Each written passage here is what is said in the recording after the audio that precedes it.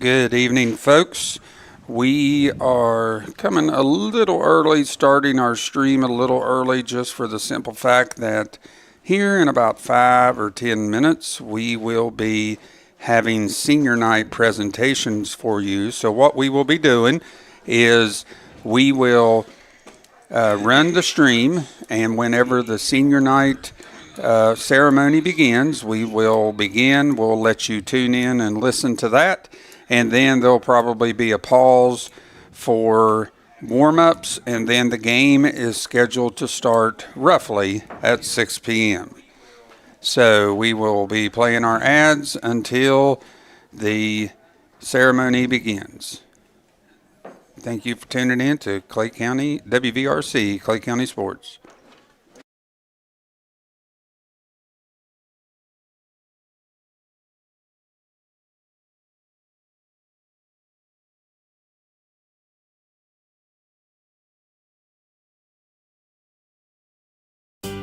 Clay Family Pharmacy is your hometown pharmacy, serving Clay County and the surrounding areas with prompt, reliable service and a family-friendly atmosphere. We are open to serve you weekly. Our hours are Monday through Friday from 9 a.m. to 6 p.m. and we are open Saturdays from 9 a.m. to 2 p.m. Give us a call at 304-587-2123. Clay Family Pharmacy, proud supporters of all Clay County athletes.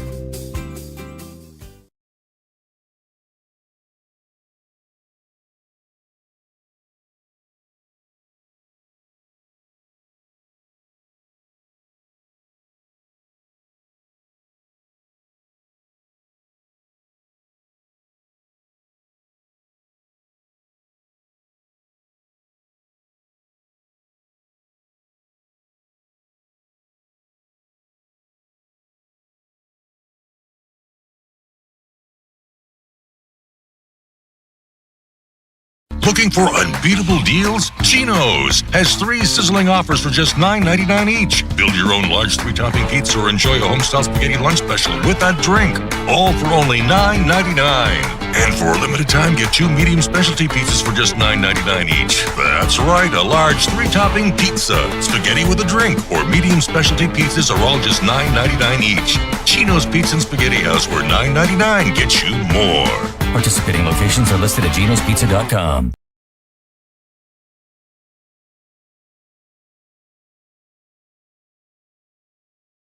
Tony here. Go-Mart's Groovy Hoops is on now. Earn bonus rewards points and tokens with specially marked items. Hey, it's Brad checking in. Go to gomart.com or check the app for details.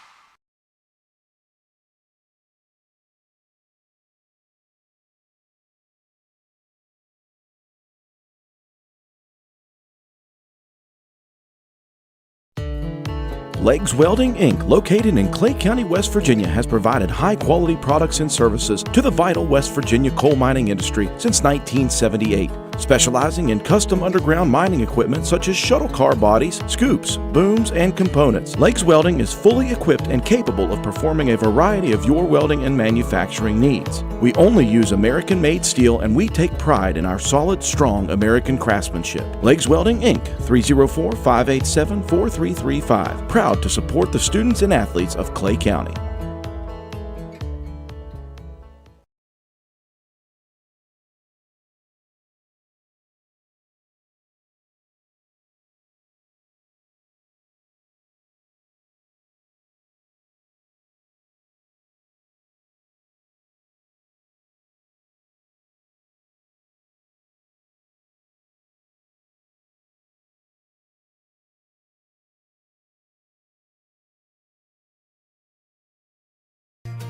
If you're interested in a new tractor or implements, give Shamlin Brothers Farm Supply a call at 304-927-1426. We are a coyote, bush hog, Vermeer, and coon dealer. Also, look us up on the web at ShamlinBrothersFarmSupply.com. And may God bless.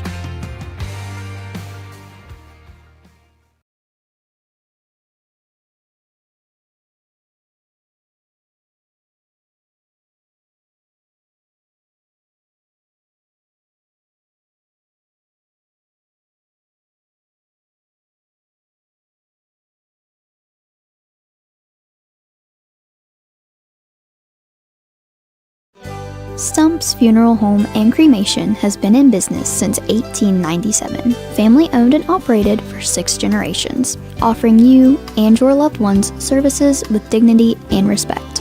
With 3 locations to serve your needs in Grantsville, Arnoldsburg, and Stump Maddox Funeral Home in Clendenin. We offer traditional funeral services, cremation, green burial, monuments, new sales and lettering of existing stones, military services, funeral pre-planning, and aftercare grief resources. Let our licensed professionals guide you through the difficult process of honoring and saying goodbye to your loved ones. Stump's Funeral Home and Cremation.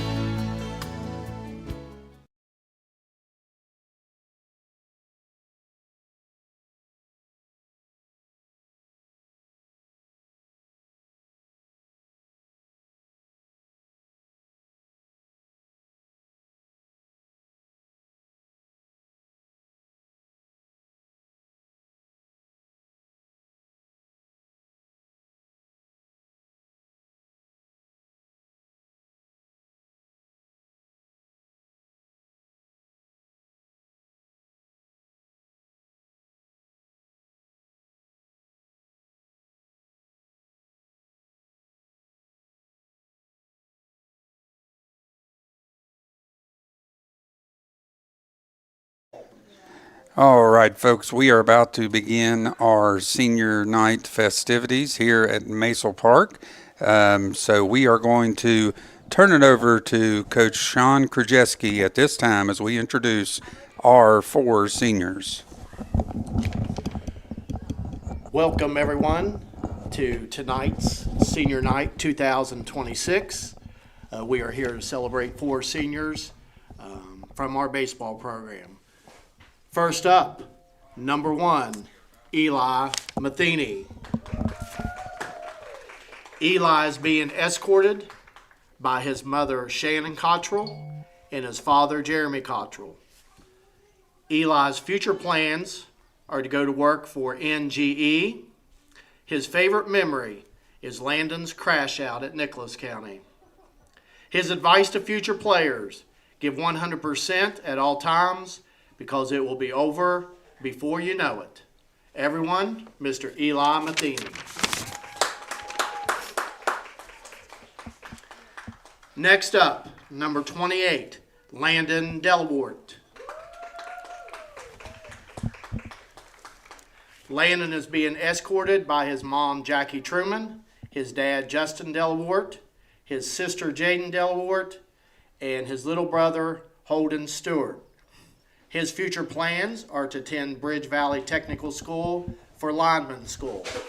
His favorite memory was playing polka away on the road down 6-2. Drip over skill. Everyone, number 28, Landon Delawart. Next, number 34, Jackson Brown. Jackson is being escorted by Bobby and Daphne Brown. His future plans are to attend WVU and get a degree in engineering technology. His favorite memory, the overnight trip and hitting the fence in back-to-back at-bats at Holly Gray. His advice to future players, always show up and cheer on your team. It will be over before you know it. Everyone, Mr. Jackson Brown.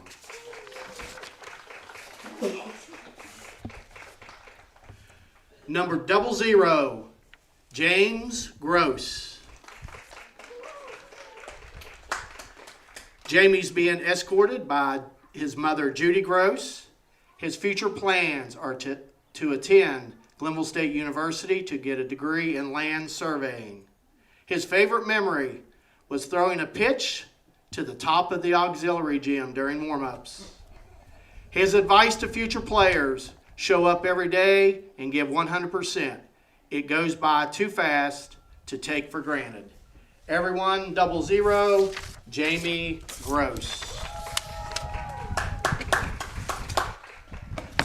The coaching staff would like to take this opportunity to thank our senior players for their hard work and dedication they have shown while representing Clay County High School baseball in a positive light over the past 4 years. We have been happy to share the good times and the not so good times with each of you. We are also proud of each of you for leaving our program in better shape than you found it. We wish each of you continued success after graduation and hope each of your goals and dreams become reality. Everyone, give a round of applause for our seniors.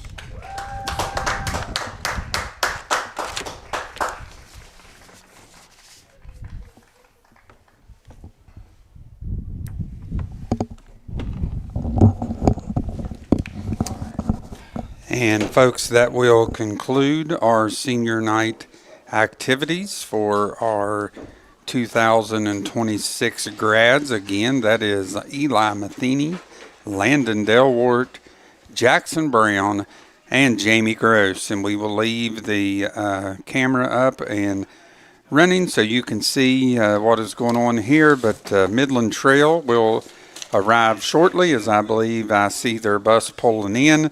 They will come in. I believe Clay has already completed their warm-ups. Midland Trail will come and complete their warm-ups, and then first pitch is scheduled to get underway in about 30 minutes. So hang around, listen to our sponsors, and we will be back for the game this afternoon at 6 o'clock. Thank you for tuning in to WVRC Clay County Sports.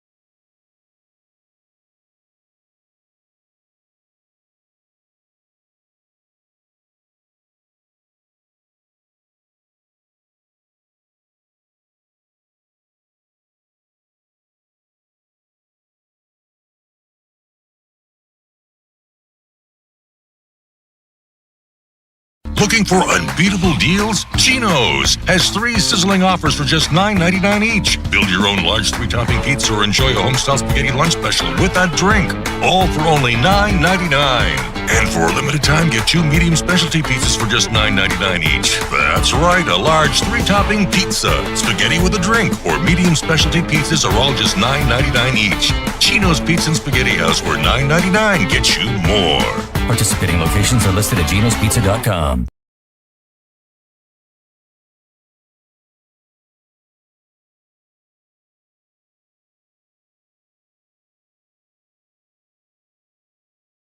Tony here. Go-Mart's Groovy Hoops is on now. Earn bonus rewards points and tokens with specially marked items. Hey, it's Brad checking in. Go to gomart.com or check the app for details.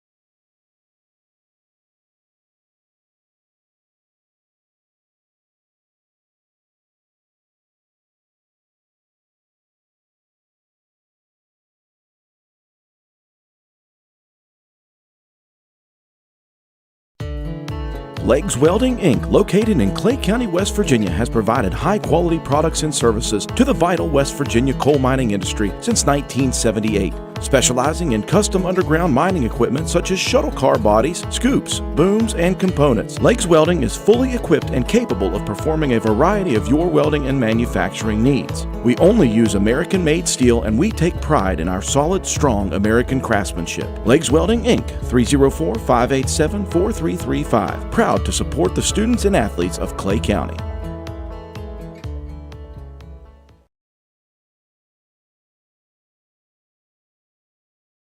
For more than 120 years, People's Bank has been dedicated to helping businesses thrive. The local business and commercial bankers take the time to understand your business, and that's where relationships start. From there, People's Bank offers a range of loans to best fit your needs, because there's no one-size-fits-all approach to financing. Operating loans, lines of credit, cash management, whether it's for day-to-day operations, expansion, or new equipment, People's Bank is committed to working together and building your success. People's Bank, member FDIC.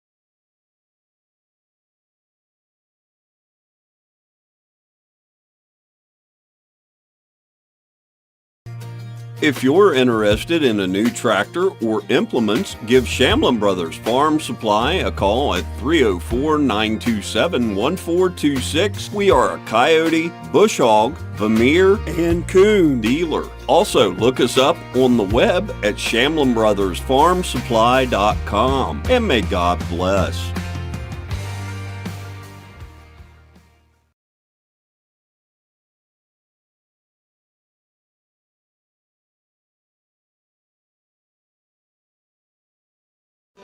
Stump's Funeral Home and Cremation has been in business since 1897. Family owned and operated for 6 generations, offering you and your loved ones services with dignity and respect. With 3 locations to serve your needs in Grantsville, Arnoldsburg, and Stump Maddox Funeral Home in Clendenin, we offer traditional funeral services, cremation, green burial, monuments, new sales and lettering of existing stones, military services, funeral pre-planning, and aftercare grief resources. Let our licensed professionals guide you through the difficult process of honoring and saying goodbye to your loved ones. Stump's Funeral Home and Cremation.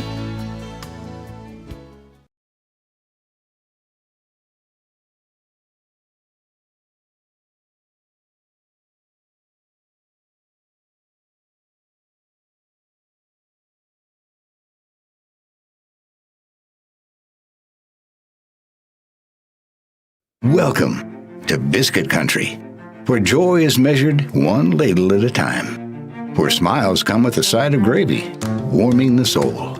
Start your morning at Tudor's Biscuit World with our super breakfast, or dig into the Big Tater, crispy potatoes topped with eggs and bacon, then crowned with savory gravy. And don't forget the classic, gravy over a biscuit.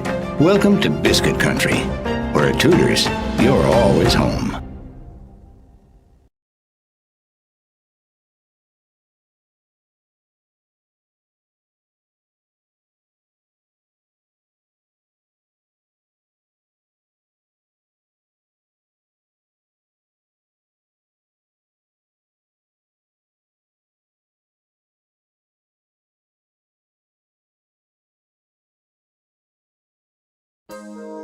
In your time of need, call Wilson Smith Funeral Home, 154 Main Street in Clay, West Virginia, providing all your needs for pre-needs, burial, cremation, and memorials. We have 2 locations to better serve the public: Wilson Smith Funeral Home in Clay, West Virginia, and Pennington Smith Funeral Home located in Golly Bridge, West Virginia. We offer personalized services and a caring staff. We are with you every step of the way. You will have peace of mind knowing that we are taking care of your loved one. Call Wilson Smith Funeral Home, 154 Main Street in Clay, West Virginia at 304-587-4244, or Pennington Smith Funeral Home located at 331 Main Street, Golly Bridge, West Virginia at 304-632-2111. Basil W. Smith Jr., LIC owner. Tracy Osborne, office manager. Hunter Jones, apprentice. Staff members Greg Fitzwater, Bobby Joe Harmon, and Candy Dorsey.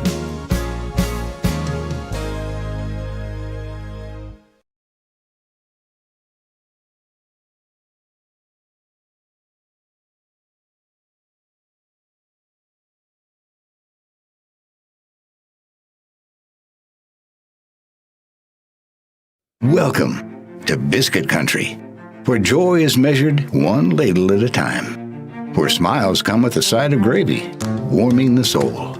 Start your morning at Tudor's Biscuit World with our super breakfast, or dig into the Big Tater, crispy potatoes topped with eggs and bacon, then crowned with savory gravy. And don't forget the classic, gravy over a biscuit. Welcome to Biscuit Country, where at Tudor's, you're always home.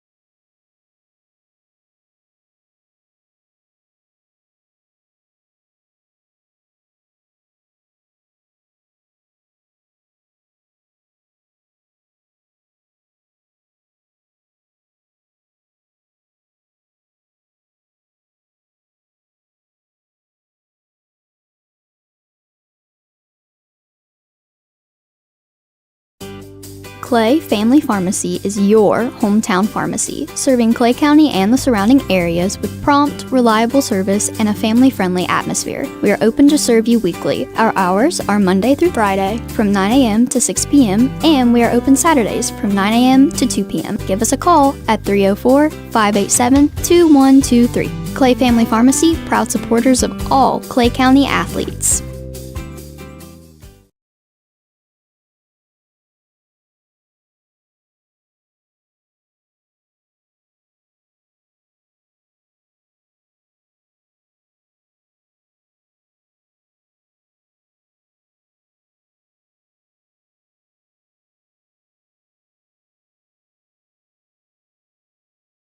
Looking for unbeatable deals? Chino's has 3 sizzling offers for just $9.99 each. Build your own large 3-topping pizza or enjoy a homestyle spaghetti lunch special with that drink. All for only $9.99.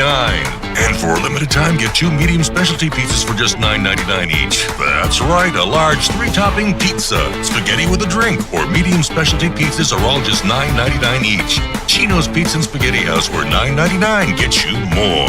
Participating locations are listed at genospizza.com.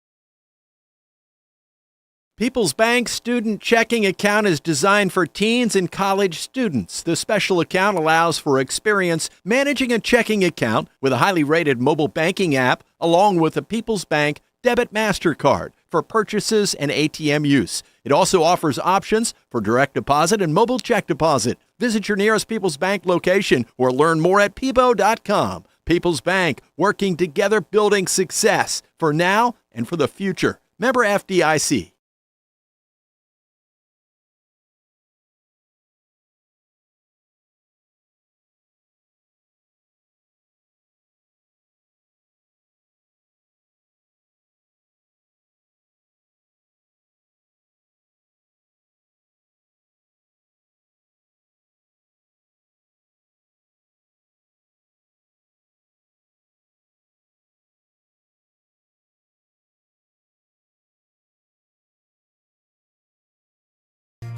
If you're interested in a new tractor or implements, give Shamlin Brothers Farm Supply a call at 304-927-1426. We are a Coyote, Bush Hog, Vermeer, and Coon dealer. Also, look us up on the web at ShamlinBrothersFarmSupply.com. And may God bless.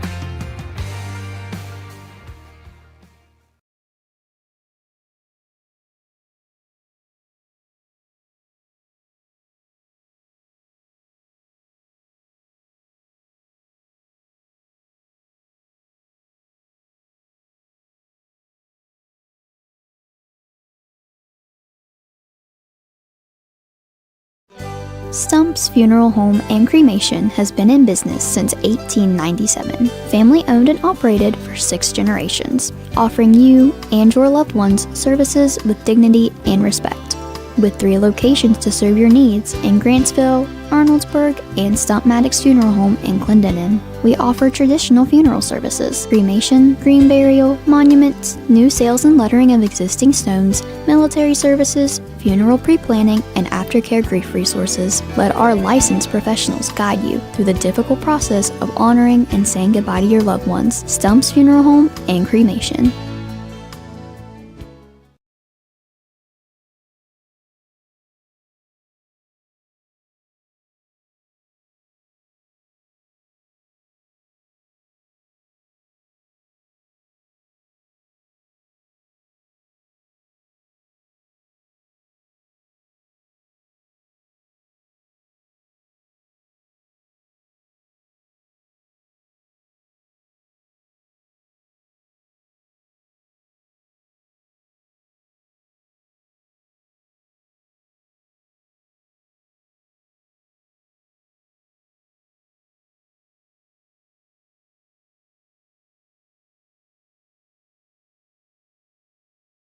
Welcome to Biscuit Country, where joy is measured one ladle at a time, where smiles come with a side of gravy, warming the soul.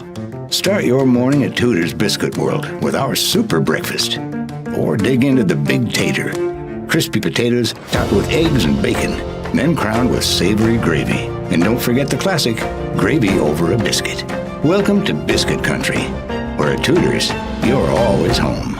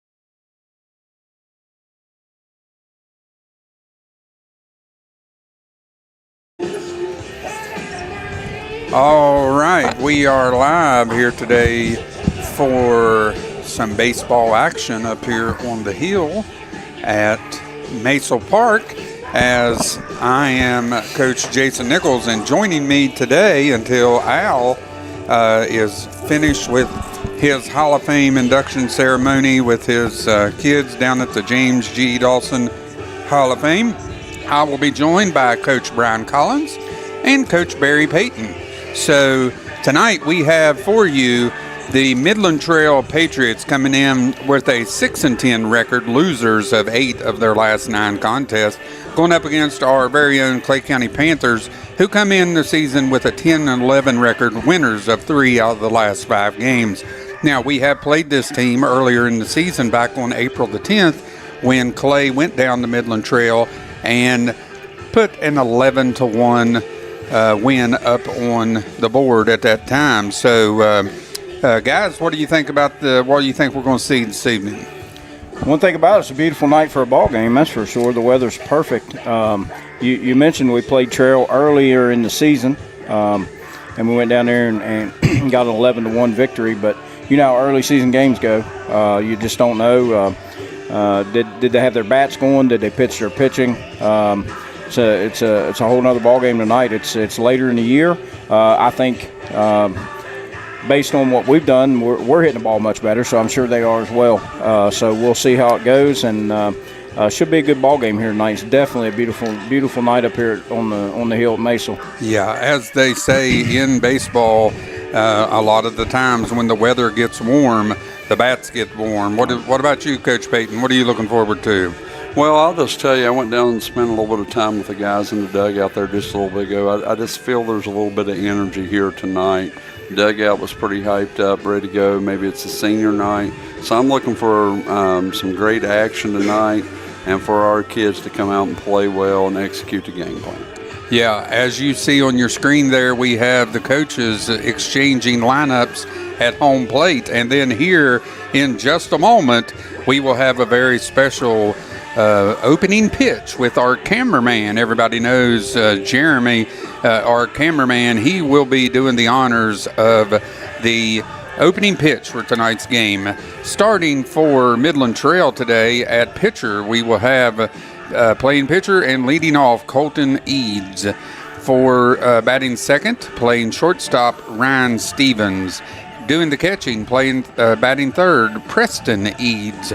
Not sure if those Eads are brothers or cousins or whatnot. Sure related.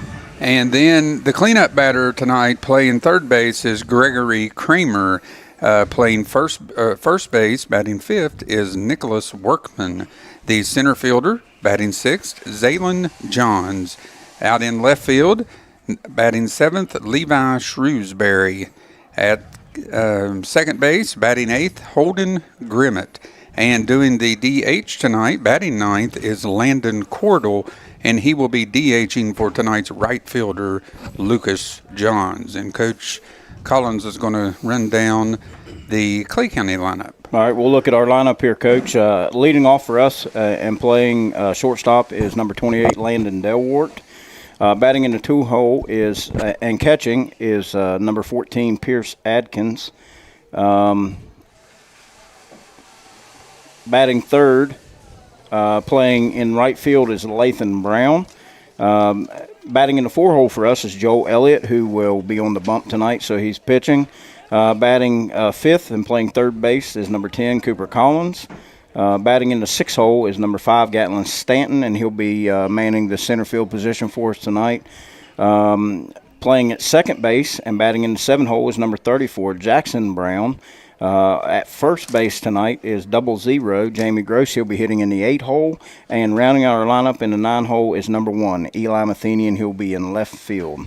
So it looks like all 4 of our seniors will be on the field tonight, getting into the lineup. I'm not sure if that's normally how we do it. But anyway, we are about to have the opening ceremonies. And before we do that, we will take a break here on WVRC Clay County Sports and be right back.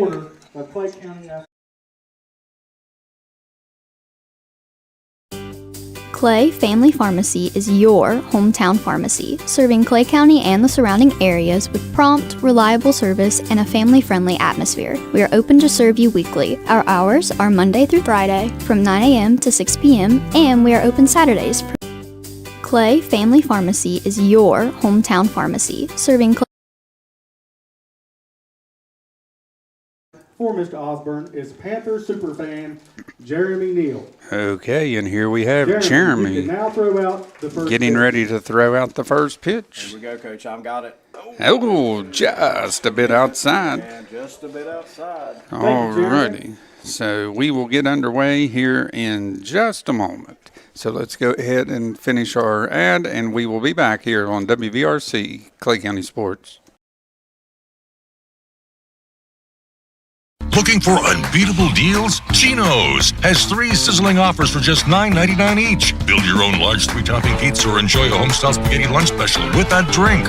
All for only $9.99. And for a limited time, get 2 medium specialty pizzas for just $9.99 each. That's right, a large 3-topping pizza, spaghetti with a drink, or medium specialty pizzas are all just $9.99 each. Chino's Pizza and Spaghetti House, where $9.99 gets you more.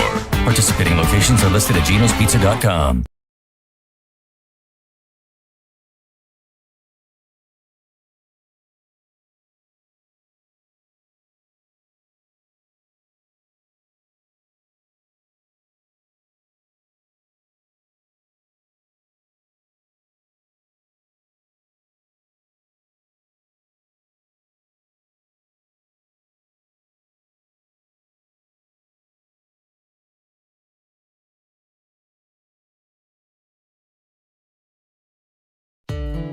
Legs Welding, Inc., located in Clay County, West Virginia, has provided high-quality products and services to the vital West Virginia coal mining industry since 1978, specializing in custom underground mining equipment such as shuttle car bodies, scoops, booms, and components. Legs Welding is fully equipped and capable of performing a variety of your welding and manufacturing needs. We only use American-made steel, and we take pride in our solid, strong American craftsmanship. Legs Welding, Inc., 304-587-4335. Proud to support the students and athletes of Clay County.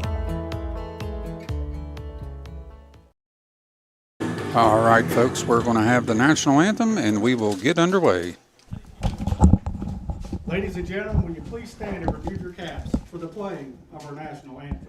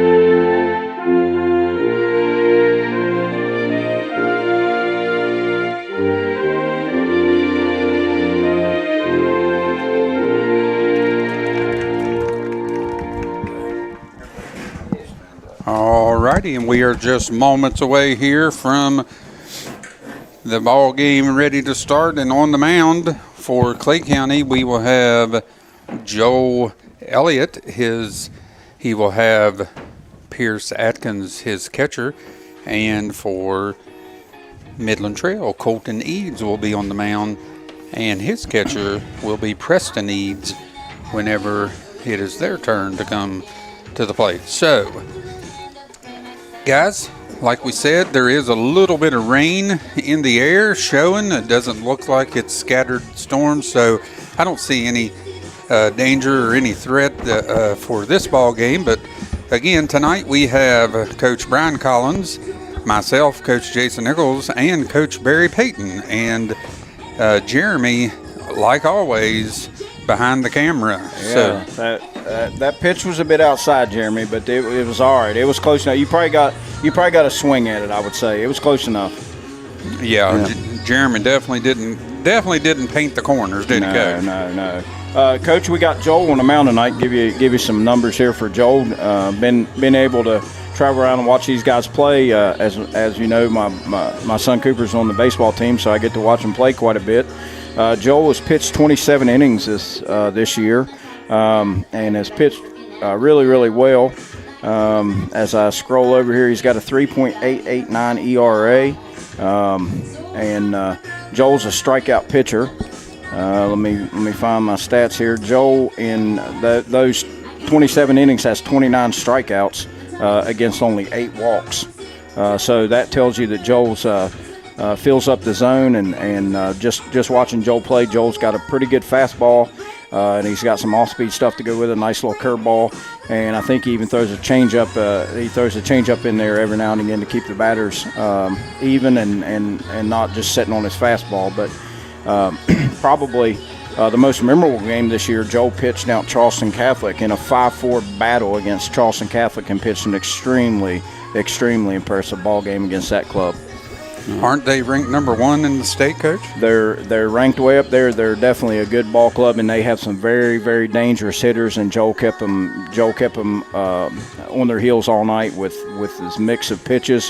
His fastball was working, and he was able to locate his off-speed stuff. So he pitched a really good game. So hopefully Joel continues that tonight and stays in the strike zone and gets us back in the dugout as often as possible.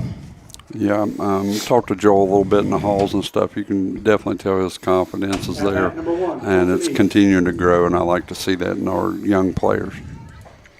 All righty, so we are about to have our first pitch, and Al will be here eventually. So hopefully us 3 coaches, or as they say sometimes from the stand, us 3 blind mice, hopefully we can do this justice until at least he gets back. So who do we have leading off here, Coach? We have Mr. Eads, Colton Eads, leading off here for the Patriots. All right. And going around to set the lineup, we have Pierce at catcher. We have Jamie Gross over at first base, Jackson Brown at second base, Landon Delwart at shortstop, and Cooper Collins at third. We have Eli Matheny in left. We have Gatlin Stantlin in center. And who is that? Lathan Brown in right. Lathan Brown out there in right. So all of our seniors on the mound, as we look like we have the umpires doing something. Not sure what's happening here. I guess the first base coach has to have a uniform on, and he did not have that for Midland Trails. So anyway, we are about to get underway, and you say Joe is a strikeout pitcher, so he probably likes to get up on the count early. Well, as most pitching coaches will tell a young pitcher, we often forget Joel's just a sophomore, so I'm sure that they're going to tell him to try to work ahead tonight and fill up the zone and let the defense work. All right. And I'm not very experienced with this, balls and strikes and so forth, but I will do my best as Joel delivers the first pitch, and it was a ball outside. Ball on the outside. We got a pop foul straight back at us. Out of play. And Joel, that will make the count 1-1. 1 ball, 1 strike, as we've got Joel Elliott on the mound, and he will be pitching to Colton Eads. And here we go. Joel was up with that fastball. We'll see if he comes something off speed here. And the ball 2 is in the dirt. A nice stop there by Pierce as he was able to keep the ball from getting by him. 2-1. Yeah, Coach Collins, I know you've been around this game. When you're first starting a game off like this, it takes a little bit of while, I'm sure, for the pitcher to get settled in. Yeah, you throw a bullpen, but then you come back down, and of course you had senior celebrations tonight, so he's been in there for a little bit, but he'll get loosened back up. That was a good pitch. He painted the outside corner right there for a swinging strike. 2-2. Here is the pitch, and it was way inside. Nearly hit him as the count will run full to 3-2. Joel definitely does not want to walk him here. No, we do try to keep the bases clean and stay in the windup and stay out of the stretch as long as possible. Here it comes from the windup.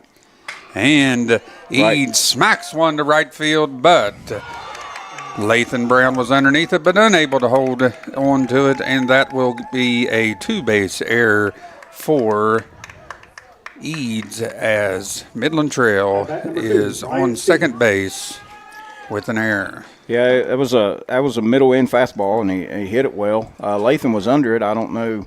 It looked like it hit him in the palm of the hand there out there. I don't know if it had some slice spin on it and he just misplayed it, but definitely Lathan will be the first to tell you he should have had that ball. But that's baseball. Things happen. It's high school baseball, so Joel will settle down here, and the defense will keep playing. We'll help him out.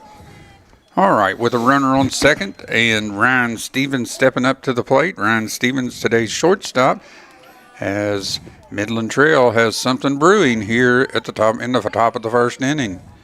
Here's the pitch, and it is low for a ball. Joel's he's trying to find his release point here. It looks like to me his mechanics looks good, his stride looks good. I think he's just releasing it, holding on to it just a little bit too long. He'll get it figured out. And there is ball number 2 delivered by Joel. Joel laboring a little early as he went up 3-2 before Eads put it in play. So this is a 2-ball, no strike count on Stevens. We call this a hitter's count. We'll see what happens. And it is. It's a drive into left field. One hopper to Eli Matheny, and he. Nice play. Oh, he should have hit. And a throw down in the second, and I was watching to see if Eads was going to take it as Matheny came up fielding it nicely on the hit by Stevens, and now Midland Trail will have a runner on second and a runner on third. Nobody out for Preston Eads, today's catcher. Yeah, we just need to settle down here, and we're going to get this out right here and get ourselves recalibrated. Right that was a good play by Eli out and left. He cut it off and threw it home. You'd like to see him throw it through the cutoff man there. That way we could cut it because and the guy rounding third did a good job. He acted like he was going to go to draw a throw, and that allowed an extra base on that base hit on the throw. So Elliott in trouble here in the top of the first as he faces Eads. The second Eads, as this is a ball landing outside the zone for ball number 1.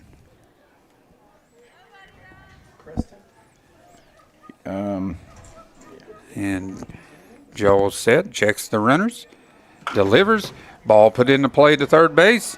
Cooper Collins picks it up and throws it to third, throws it over to first, and we will get one out, but Trail will get on the board here with a run as Eads was able to, hit a grounder to third there and maybe score his brother. Yeah, it's just that's what happens. You put the ball in play when you got a guy at third. The ball took the third baseman away from the play, and as he went to first, the run was in. And Delaware did a good job coming a long ways from short to cover third, but the throw was just took a little too long to get there.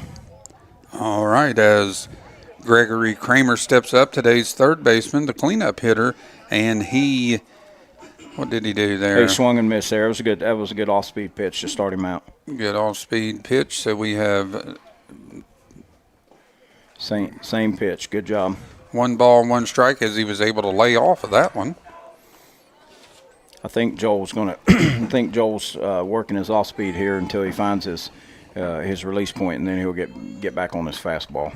All right, Kramer stepping in. Here's the pitch, and he takes a strike on the outside corner. Good pitch right there. Nice location on that pitch for sure. All right, Elliott stepping back up.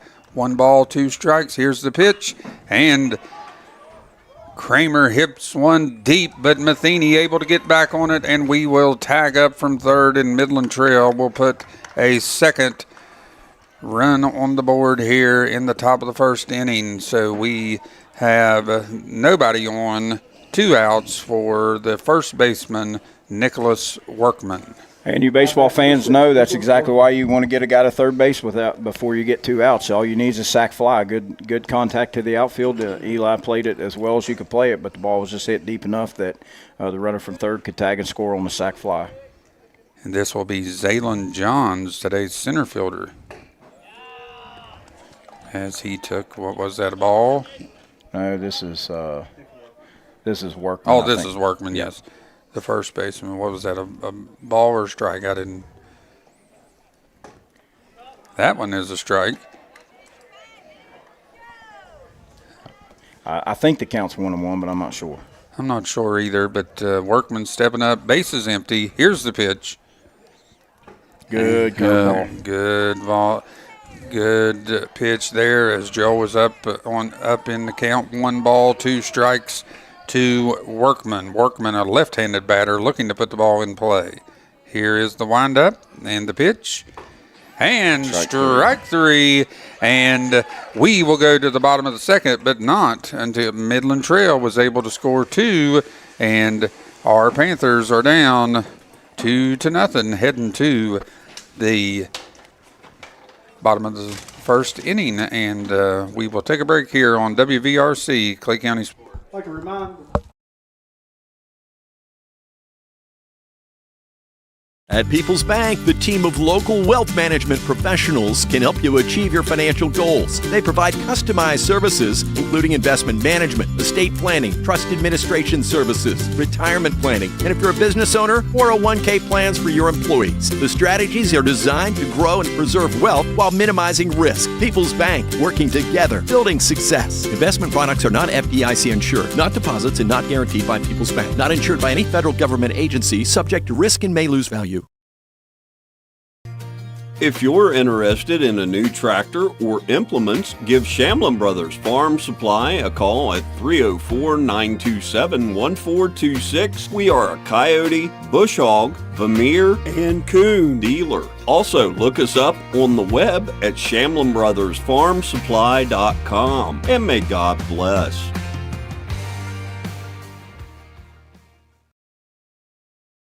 You're running a computer or not? It doesn't matter. It doesn't matter to me. All right, we are back here as Clay County comes up to bat in the bottom of the first inning. So what we're going to do here, guys, is we're going to do a little switching off here. Coach Collins is going to do play-by-play this half of the inning at least. We got Colton Eads on the mound. I know for sure we did not see Colton in the first game. Something we don't see a lot of. Colton is a left-handed pitcher, and watching him warm up here, seems to have a pretty good fastball that's got some tail to it.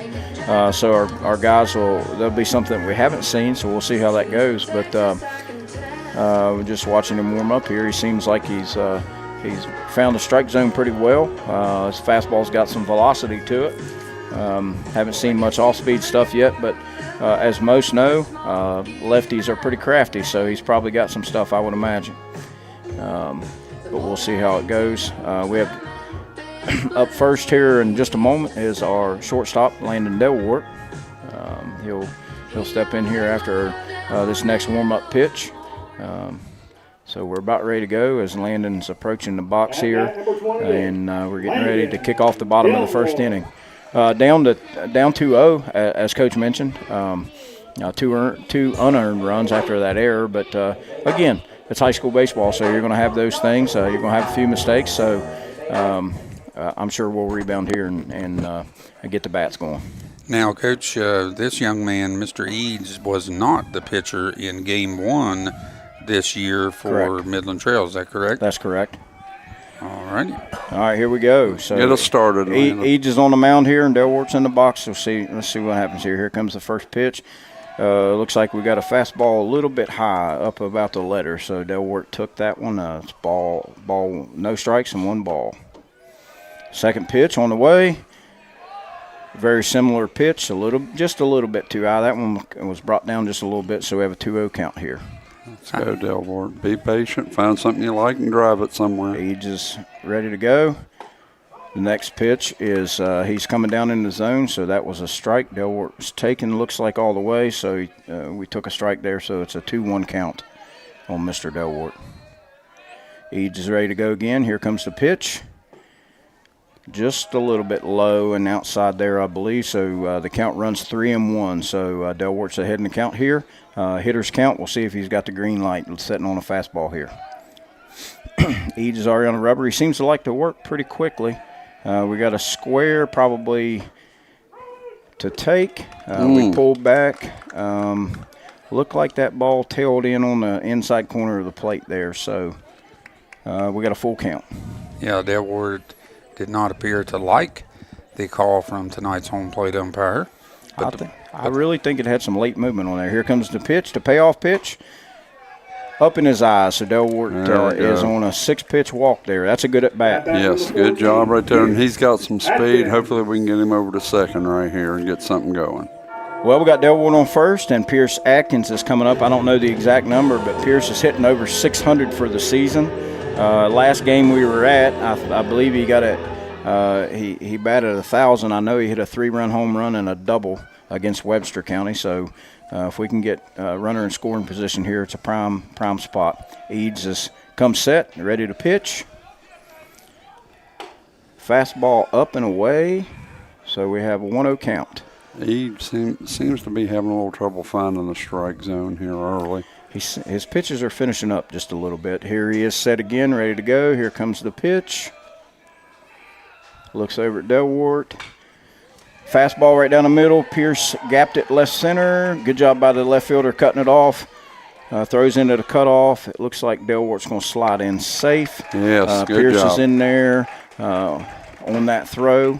Nice job. Line drive to left center. That's what you're looking for. Nice hit right there, and that was good base running, I believe, as well. And be patient with me, guys, as I am running the scoreboard for the first time ever. So hopefully I am doing it justice. So Next up to bats, Latham Brown, a left-handed stick in our batting order. Eads is set. Here it comes the pitch. Latham squared and then pulled back. Again, that fastball started on the outside corner and tails at the very end. Got some late movement on that fastball. It's a good-looking fastball. Count is 0-1. Latham's in the box. Here comes the pitch. Latham got a piece of that and fouled it straight back over top of our heads over the press box. Yeah, I'm surprised you didn't reach up and grab that, Coach Payton. Oh, I saw it coming. So Latham's in an 0-2 hole here. This is where you got to fight. Eads comes set. Good 0-2 pitch. He was trying to get Latham to chase, expand the zone up, but Latham saw it the whole way, so now we're in a 1-2 count. I think that happens a lot on an 0-2 count, Coach. A pitcher throws the ball out of the strike zone intentionally trying to get you to chase. Here comes the pitch. Ooh, a little bit of a curveball, but again, the ball seems to be hanging up in the strike zone. If Eads has missed any tonight, it's been up. When he's got it down the strike zone, he's been pretty consistent. 2-2 here. Oh, Latham takes a hack at it, but it may have been just a little bit up. Hard to catch up with that. So Latham goes down swinging. So we have 1 out. Runners on second and third. Delwart's on third. Pierce is on second. And our cleanup hitter and pitcher, Joel Elliott's up. Come on, Joel. Let's go right here. I'd say Joel would like to put a ball in play, help himself out here from the mound, down 2-0 and already in this game. Could even it back up here. Eads delivered a nice pitch there. Seemed to be middle out, a fastball right across the plate for a strike. So we're in the hole 0-1 here. Joel set. Eads comes set. Just a bit up. Delwart was off the base. Catcher threw down, but he got back underneath the tag with a slide. Well, I was about to say the pitcher is not even looking over at third base, and I was going to say if a ball got past the catcher, I would look for Delwart to score. Yeah, he had a good secondary there. The catcher saw him and made an attempt. The throw was a little bit high. I felt like Delwart was quite a ways off the base, but he did a good job sliding back under the tag, so that was a good play. Eads is set. Joel's ready. Come on, Joel. Fastball by him there. As you mentioned earlier, 1 ball and 2 strikes. Eads definitely has a lot of movement on these pitches, a lot of movement. That left-handed fastball, that two-seamer seems to be tailing pretty late even. Pitch was down and inside there. It evens up the count 2-2. Joel's approach doesn't change here. It's a 2-strike approach. anything he doesn't like, spoil it, foul it off, and anything he does, try to find something he can at least roll to the right side of the infield here. Eads is set. That ball's up just a little bit, and we run full again. Boy, that was an awfully close pitch to take. That was a close pitch to take. One note here, our batters have seen a lot of pitches. Eads is set.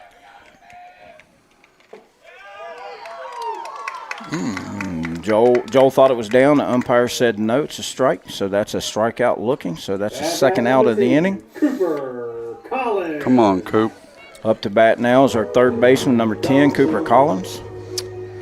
Clay trying not to let this scoring opportunity go to waste as we put runners on second and third with nobody out. But Eads doing a good job here. I will say, like Coach Collins said, our guys are seeing a lot of pitches as well. They're trying to make Eads battle. He is pitching well, but we are battling. Cooper saw the first pitch, and I think he thought it was going to be a strike, and it was up. It wasn't a very good swing on it, and the second pitch was up. So the count's 1-1. Eads is set. Cooper's ready.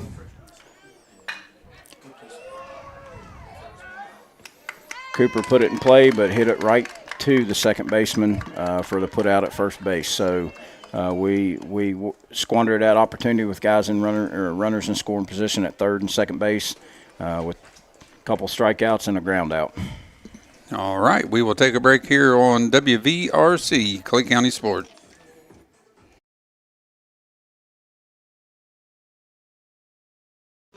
Stump's Funeral Home and Cremation has been in business since 1897. Family owned and operated for 6 generations, offering you and your loved ones services with dignity and respect.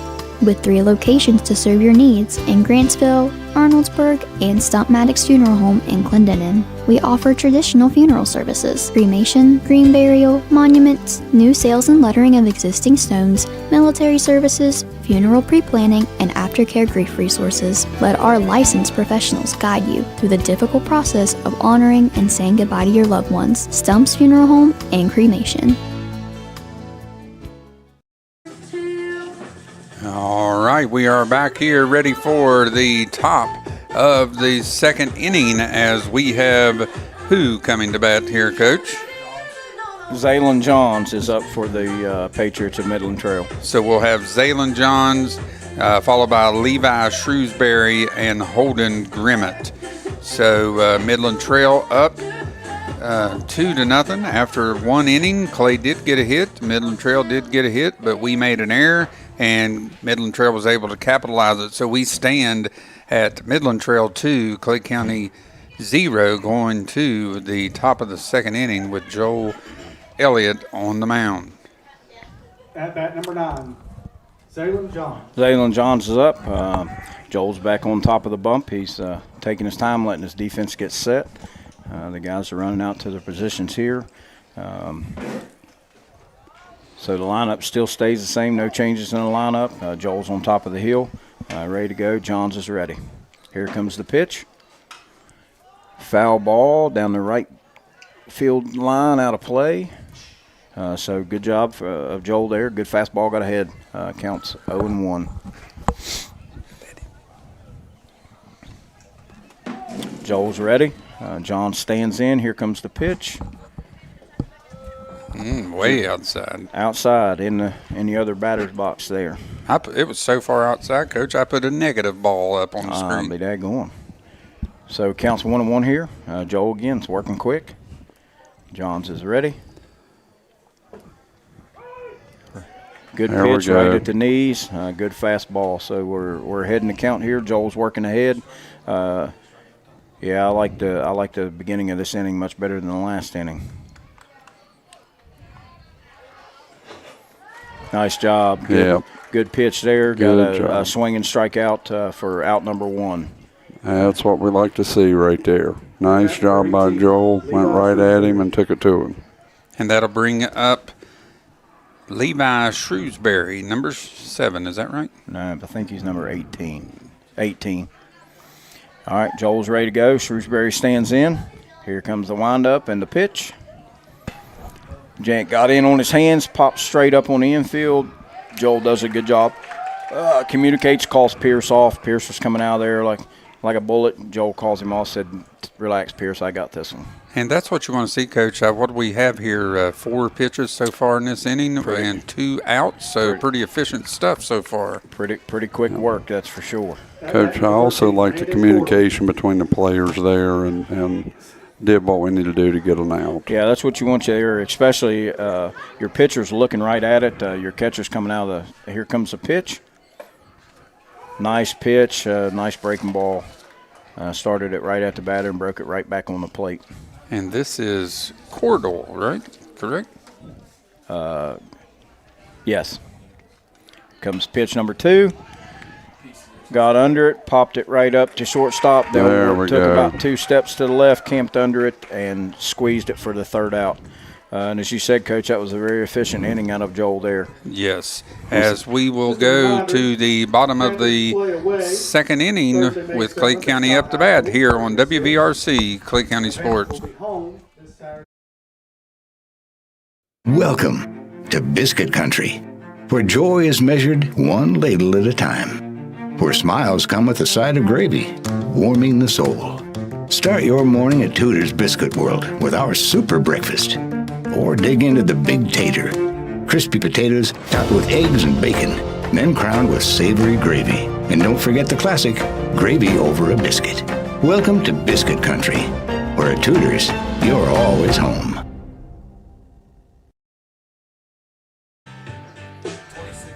All right, we are back here at the bottom of the 2nd inning. Due up for Clay County will be Gatlin Stanton, Jackson Brown, and Jamie Gross. So Gatlin coming in here to be our first batter. Hopefully he can be able to get us started here at the bottom of the 2nd inning.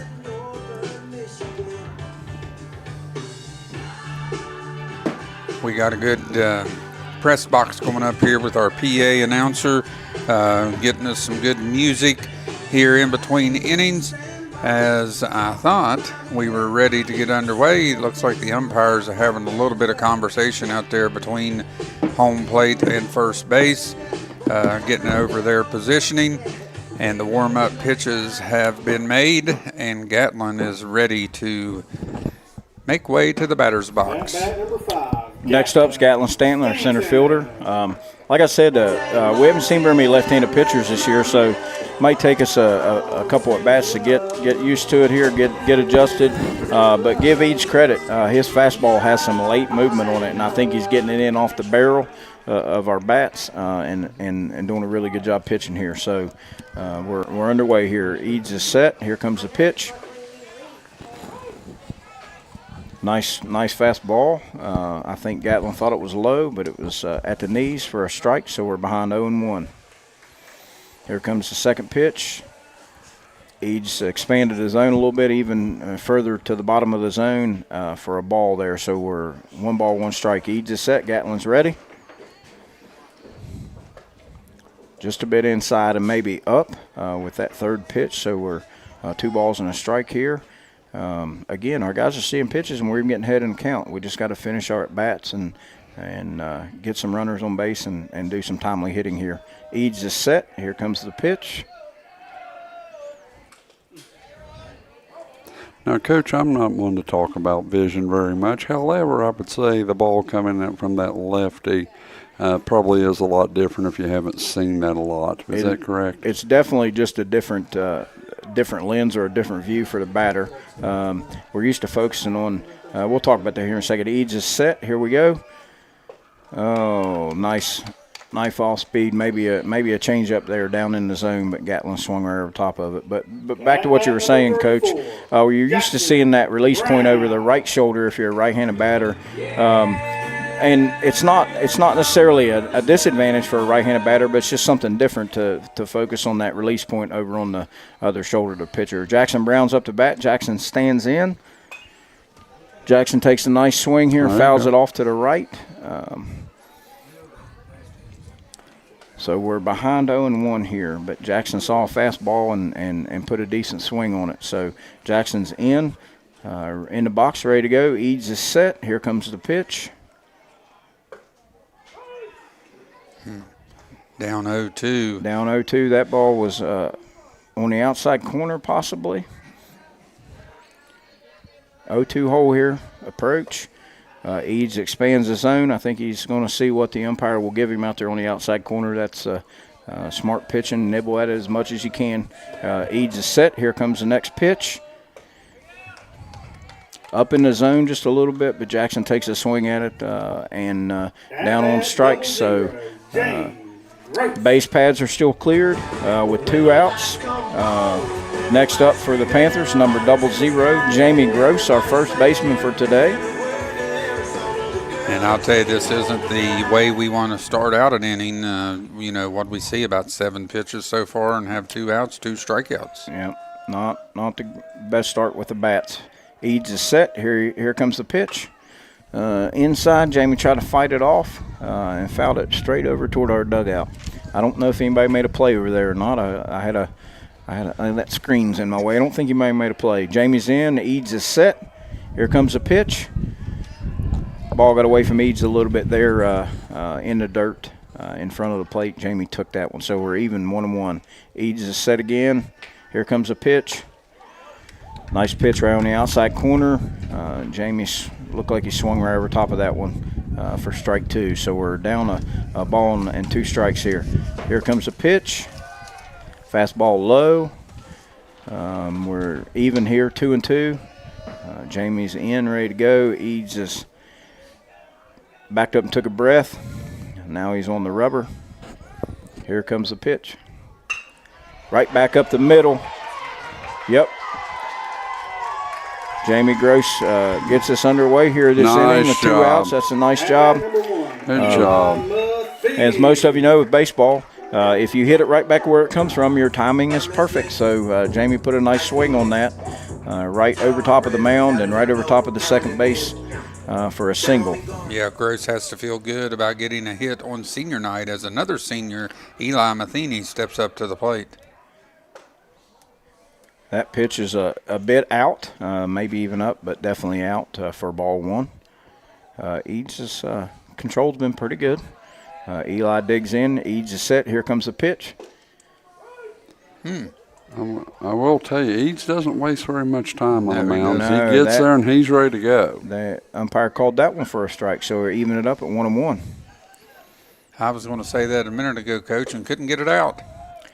That fastball stays up, so we're ahead and count 2-1 here, and that's something that we may talk about as coaches here in the dugout to get a timeout and maybe break his rhythm and slow him down. He seems to be in a pretty good rhythm right here. He's set again.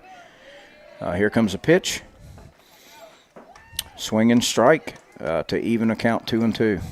Yeah, Clay having a little bit of trouble putting the bat on the ball, so it'd be nice to get something going, turn it over to the top of the order. Swung over top of that one for strike 3. So sandwiched in between 3 strikeouts. Jamie Gross gave us a base hit right up the middle, and we strand him at first base. Yeah. All right, we will come back for the top of the 3rd inning as this ball game is moving quickly here on WVRC Clay County Sports.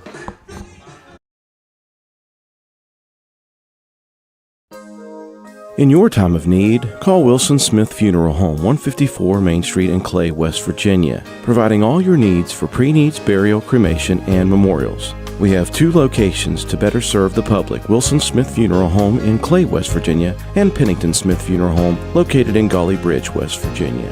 We offer personalized services and a caring staff. We are with you every step of the way. You will have peace of mind knowing that we are taking care of your loved one. Call Wilson Smith Funeral Home, 154 Main Street in Clay, West Virginia at 304-587-4244 or Pennington Smith Funeral Home located at 331 Main Street, Gully Bridge, West Virginia at 304-632-2111. Clay Family Pharmacy is your hometown pharmacy, serving Clay County and the surrounding areas with prompt, reliable service and a family-friendly atmosphere. We are open to serve you weekly. Our hours are Monday through Friday from 9 a.m. to 6 p.m. and we are open Saturdays from 9 a.m. to 2 p.m. Give us a call at 304-587-2123. Clay Family Pharmacy, proud supporters of all Clay County athletes. All right, we are back here as Cordell steps up to the plate. Tonight's DH. He will be followed by Colton Eads and Ryan Stevenson. Midland Trail on top, 2-0. Top of the third inning. Joel Elliott still on the mound. Cordell DH steps in here, digs in the box, ready to go. Joel's on the mound. Here comes the windup and the pitch. Fly ball to left field. It looks like Matheny's camped under it. Matheny makes a nice play there. Good routine job. Put out in left field. Yeah, That was nice. Yeah, anytime you can get one pitch, one out, saving those pitches for our pitcher as he will hopefully work deep into the count, as we will bring up Colton Eads. Colton was able to reach on an error, two-base error on the first batter of the game, and he later came around to score. Colton Eads. Here comes the pitch. Curveball hung on the outside there in the other batter's box. Mr. Eads hit a nice shot to right field. Latham wasn't able to corral it out there, and Mr. Eads come around to score. Next pitch. Right center. Nice job by Gatlin Stanton. It looked like he got a good jump on it right off the bat. Good, nice play. And ran right underneath it in the right center alley there for out number 2. Well, it looks like Joel settled down here, like Coach Nichols alluded to. He, throwing a pitch, and his defense is helping him behind him, and that's what you like to see. Yeah, as Joel's only had 3 pitches this inning. I don't mean to harp on him. He didn't have many in the inning before. This will bring up Ryan Stevens, who did have a single earlier in his first at-bat. Joel starts him off with a nice curveball here. Good job. I think Mr. Stevens did a good job hitting a fastball in the first inning, so Joel's starting him out with some off-speed stuff. Here comes pitch number 2. Joel painted the outside corner of that fastball. Pitch. We're ahead 0-2 here. This is a good start to this at-bat. Stevens is digging in here. I'm sure he's a confident hitter. He hit the ball pretty hard the first time up. Joel throws a pitch, good breaking ball, good 0-2 pitch down and away. Yeah, that's something you want to see.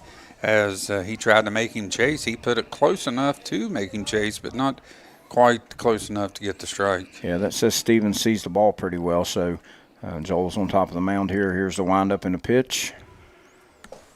Nice fastball on the outside corner. Stevens a little bit late on that fastball, so Joel records a swinging strikeout there.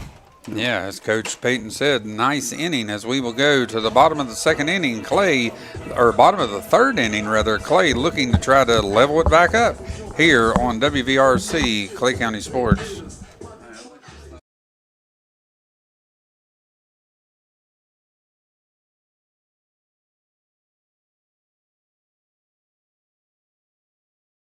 At People's Bank, the team of local wealth management professionals can help you achieve your financial goals. They provide customized services, including investment management, estate planning, trust administration services, retirement planning, and if you're a business owner, 401k plans for your employees. The strategies are designed to grow and preserve wealth while minimizing risk. People's Bank, working together, building success. Investment products are not FDIC insured, not deposits, and not guaranteed by People's Bank. Not insured by any federal government agency, subject to risk and may lose value.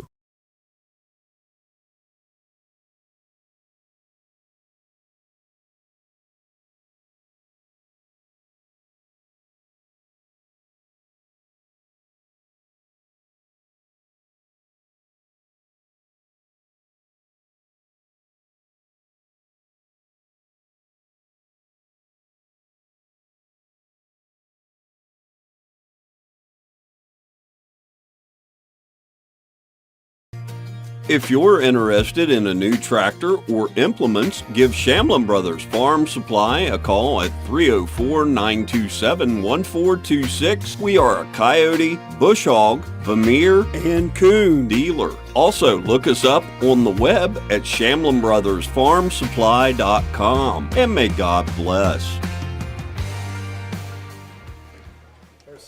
All right, we are back here ready for the bottom of the third inning as our leadoff hitter, Landon Delwart, comes to the plate. Landon walked his first plate appearance, got over to third, but unable to score as Eads, who's been working quickly, is back on the mound. Yeah, Dale Ward had a good at bat. First at bat of the game, saw a lot of pitches. Worked the count late in the count and ended up drawing a walk. So he digs in here. Eads is ready to go. Here comes the pitch. Dale Ward squares the bunt. The ball was up, so he pulled back. So we're ahead in the count 1-0. So Dale Ward's working ahead here in the count. So we'll see what happens. Fastball in the outside corner. Dale Ward swung through that one to even the count up 1-1. Eads back on the mound again, ready to go. Comes set, ready to fire. Leaves that one up in the zone. Dale Ward lays off, so we're ahead in the count again, 2 balls and a strike. So again, as I said earlier in the previous inning, we're seeing a lot of pitches. We just have to finish at bats. Eads comes set. Dale Ward's ready. Tries to square, maybe to try to bunt for a hit. Bunts it foul down near the Midland Trail dugout. So now we're at a 2-2 count. So Dale Ward's going to have to get in here and fight. Eads is looking to throw his pitch, and Dale Ward's looking to find one that he can put somewhere. Eads comes set. Here comes the pitch. Just a bit outside. So Dale Ward runs the count full. Nothing changes. 2-strike approach here. See something you like, drive it. If not, get rid of it and see one you like. Fastball probably at the numbers. Dale Ward swings through it for a strikeout. Number 14, Pierce. And Coach, that will be Eads' 6th strikeout here, only in the bottom of the 3rd inning. That was his 10th batter, as this will bring up Pierce Atkins to the plate, who had a nice single or double. Did he have a single or a double in his single and reached on the took another base on the throw, yep. Yeah, okay. Pierce digs in. Here comes the pitch. Ball's left up high and out on that one. So, again, batter's starting to head and count 1-0. Well, we need to get something started right here. Fastball right down the middle. Pierce swings through that one. The count is now even 1-1. And this coach is the person who could get something started. As Coach mentioned, he's a 600-plus hitter, so this is definitely who you want at the plate when we're struggling. Ball's inside just a little bit. Nice pitch by Eads. That's a good spot, especially when you're dealing with a guy that's got a dangerous bat. But Pierce laid off of that one, so he's ahead again in the count, 2 balls and a strike. Eads comes set. Here comes the pitch. Laced it to right center. That's going to get down. Now it's going to get all the way to the fence. Nice. Pierce is digging past second. Nice job. That's the way. Good job. Give him a double there and advanced on the throw that it got by the cutoff. That's a nice piece of hitting. As a coach, you like to see a kid that has some pop to right center. Everybody's got pop when they're a pull hitter. Do you have any power to the right center gap? And Pierce blistered that ball to the fence. So we have Pierce Atkins on 3rd base as the ball got past. Lathan Brown's up. He squares, pulls back, called strike, an attempt down to 3rd. Pierce back in safe. Coach is looking at Lathan. I think he wanted him to lay that one down maybe. So here we go. Eads is set. Ball's inside and down in the dirt. Lathan steps out of there off that pitch. Now the count's 1-1. Lathan's back in the box, ready to go. Eads is set. Here comes the pitch. Lathan was right on that and fouled it straight back over the umpire's head against the cage. I'll tell you, Coach, one thing I'd like to see Clay doing here is take a step back out of the box every once in a while. Slow this pitcher down who loves to work quickly. Yeah, they can ask the umpire for a time and break the rhythm here. Eads is set again and ready to go. Lathan standing in. Nice curveball, broke right back over the plate. It looked like maybe Lathan swung right over top of that one. And if we are going to play to run here this inning, Joel Elliott's going to have to do something about it, as Mr. Eads is just mowing us down out there with his pitching. What is that, strikeout number 7 so far? Out of 8 outs. Yeah, as Joe Elliott, who struck out himself, Comes up. There we go, right back up the middle. That's going to be trouble even if they field it. Joel's at first easily for an infield job. single. There we go. Nice piece of hitting there, right back up the middle, and Pierce crosses the plate easily. Joel on an infield single right there. Good job. Like I said earlier, timing, hit it right back up the middle. He was right on time. And with Joel's speed, no problem there, and he helped himself out, and that's what we like to see. I don't know. I haven't watched this catcher much. Of course, he hadn't had to do a whole lot, but Joel's got some speed, so we may be trying to get him in scoring position here on the first pitch. I like that idea, Coach. He can almost take it now. No one's even covering second. Look. Still no one covering. No one even attempted to cover second base, so he didn't even need to take the strike. Well, Cooper squared and then pulled it back for the steal attempt, and Joel stole second easily. The catcher came up, and no one covered the bag there. So Cooper's got an opportunity to tie this game up with a base hit. Was he able to hold? Yeah, that ball was outside. Cooper, good take there. He started to swing and was able to hold off of it, so to even the count 1-1. Good job. Come on, Coop. Let's go get us something right here, buddy. Eads is set. Comes the pitch. That ball's inside, so we're ahead 2-1 here. There you go. 2 balls and a strike.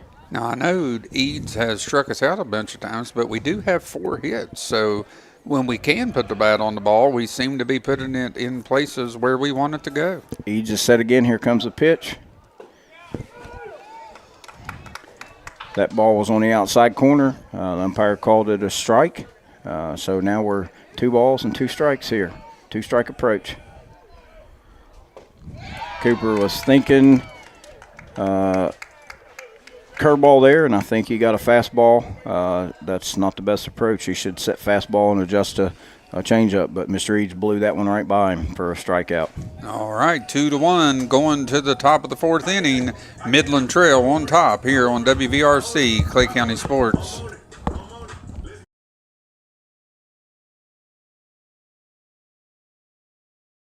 Welcome to Biscuit Country, where joy is measured one ladle at a time, where smiles come with a side of gravy, warming the soul.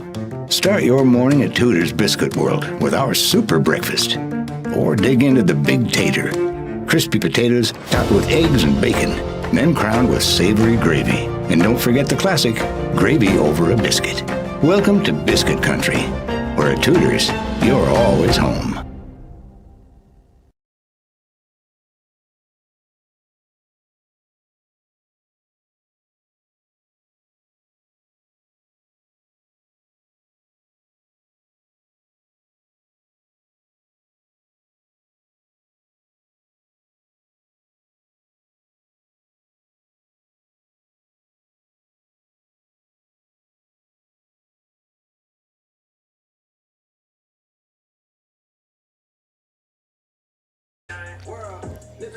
All righty, we are back here for the top of the 4th inning, and what a treat we have, Coach Collins and Coach Payton.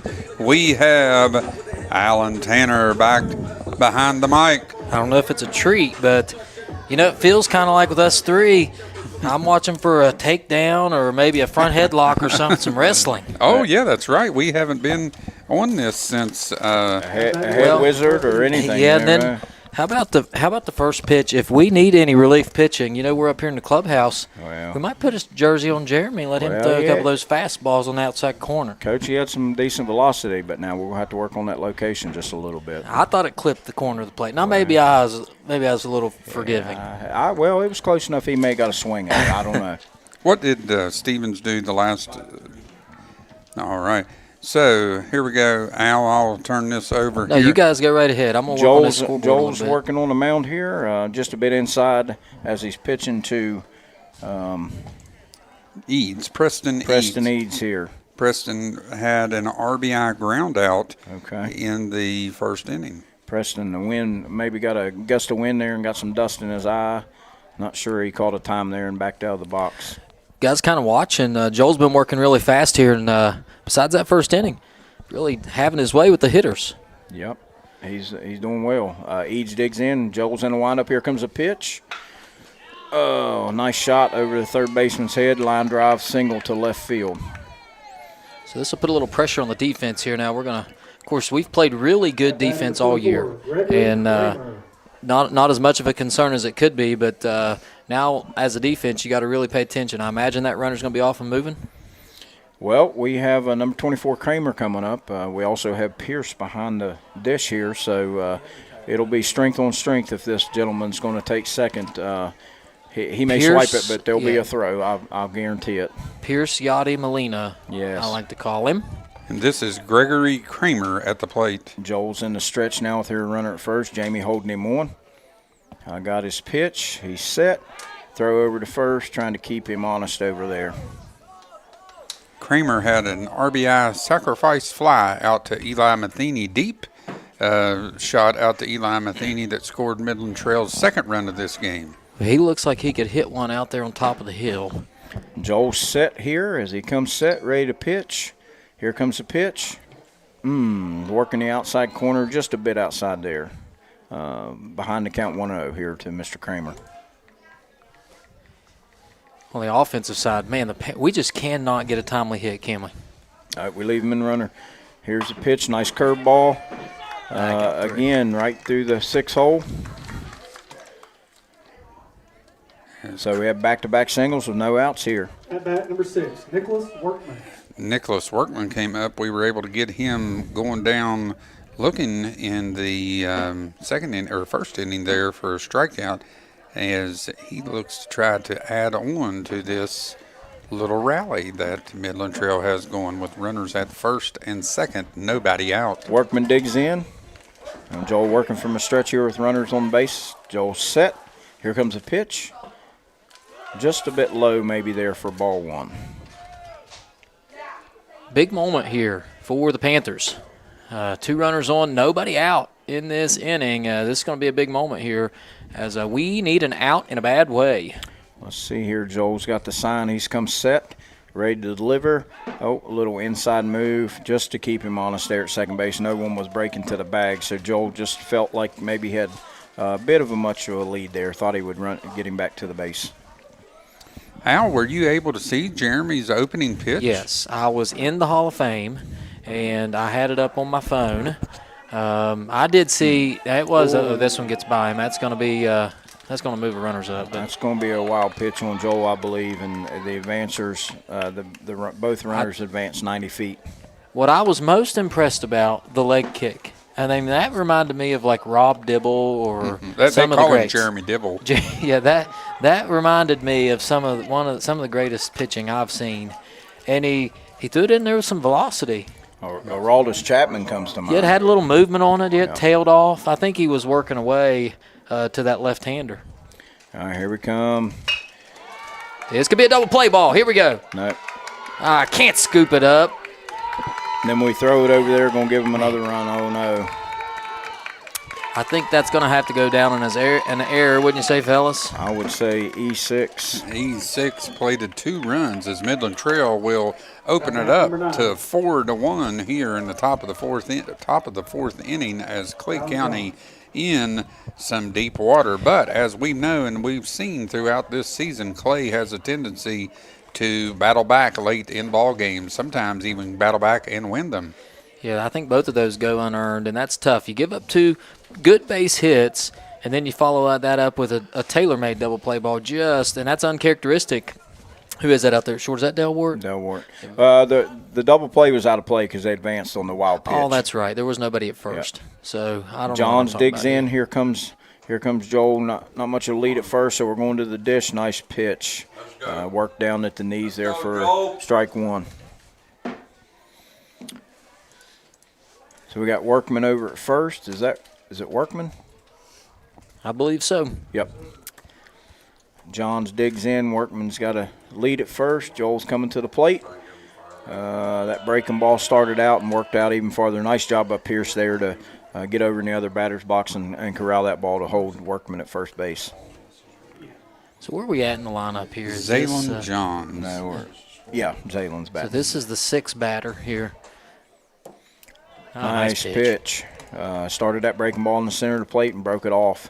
That looks like a corner. terrible swing, but that pitch, when it comes out of his hand, looks like a strike, and it just dies off the plate for those watching at home, and that's a tough one to hold off on. That's a great pitch. Let's see if he comes back with it. He did.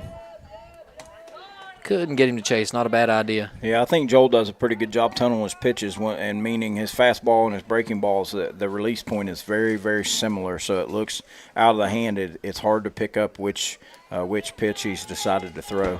He's got him looking outside. Maybe you wonder if he works inside here. Nice call. Well, we got a swing, and it got away from Pierce. And don't know where the ball is. Daggone, that's a strikeout and a. Yeah, he's out at first because the first was occupied. Yeah. I'm going to say the runner will advance, but that's an out. But there it was. He had him looking outside, got him swinging once at a bad pitch in the dirt, and then changes the eye level. And for you folks at home watching, that was a drop third, but since first base was occupied by Mr. Orr, he took off on the pitch when it got away, but the base was still occupied, so there's less than 2 outs. The runner's automatically out. He can't go to first, but the lead runners can advance at their own risk. Looks like we're going to have a little conference call out at the mound here as Clay is laboring to try to get out of this inning. Yeah, let's take a break. We'll be right back. WVRC, Clay County Sports. Clay Family Pharmacy is your hometown pharmacy, serving Clay County and the surrounding areas with prompt, reliable service and a family-friendly atmosphere. We are open to serve you weekly. Our hours are Monday through Friday from 9 a.m. to 6 p.m. and we are open Saturdays from 9 a.m. to 2 p.m. Give us a call at 304-587-2123. Clay Family Pharmacy, proud supporters of all Clay County athletes.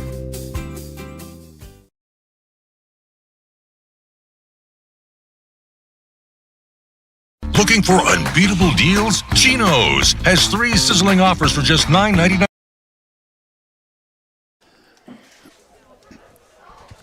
Alrighty, we are back here as the conference call is over. Mr. Shrewsbury steps in. Here comes a pitch. Ooh, the umpire had to look at that one for a second, so that tells me it was pretty close. It looked like it was. I thought he was going to give it a strike call there for a moment. We got ball 1 there, so Joel behind the ball and no strikes here. Here comes a pitch, just a bit low. That one bounces away from Pierce. It may be nothing, but I've seen more balls in the 10 minutes I've been here bounce away from Pearson I've seen all year.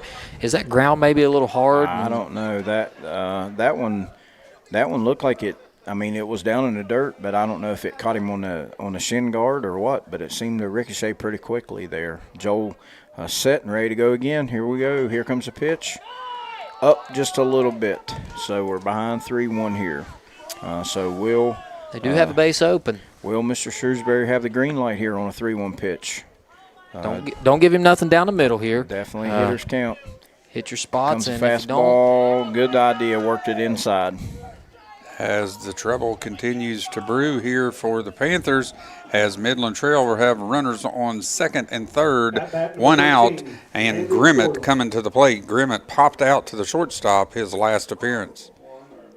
Got a chance for an out here, and you wonder, this could be a spot where, as we got something going on here. But the field umpire called time. He's walking over to maybe speak to the Midland Trail either bench or coach. I'm not sure. I thought the dog might be back on the field. For those viewers at home that are normal, regular viewers, we do have a couple dogs that like to make appearances. Yes. The Maisel Hounds. Oh, we got him right down here in front, introducing him to the Midland Trail fans. I don't know if we can get him. And nope, can't see him. We tried. Take our word for it. He's right behind that post that we. But this is an interesting situation here because you do have a runner at third. He doesn't have a ton of speed, but with that runner at first, do you risk throwing down to second if there's a stolen base? And if so, that runner could come home. Do you let him steal second, or do you maybe throw back just to the pitcher? Yeah, I don't know. Do we call 31 or 36 here to the shortstop or to the pitcher? Nice pitch on the inside. The runner was off and running. Fouled away there by number Grimmett. 13, Cordell. This is Grimmett, isn't it? This is Cordell. Grimmett's on first. That's right. Cordell digs in. Somebody. Joel comes set. I am too. We'll figure that out in a minute. But Runners off and running. We are throwing, and we're throwing it into center field. And the runner's going to come home. There it is. Who just came home? What's his number? Workman, number 6. 6. So I've missed somebody. John struck out. And then what did Shrewsbury do? Yeah, Walked.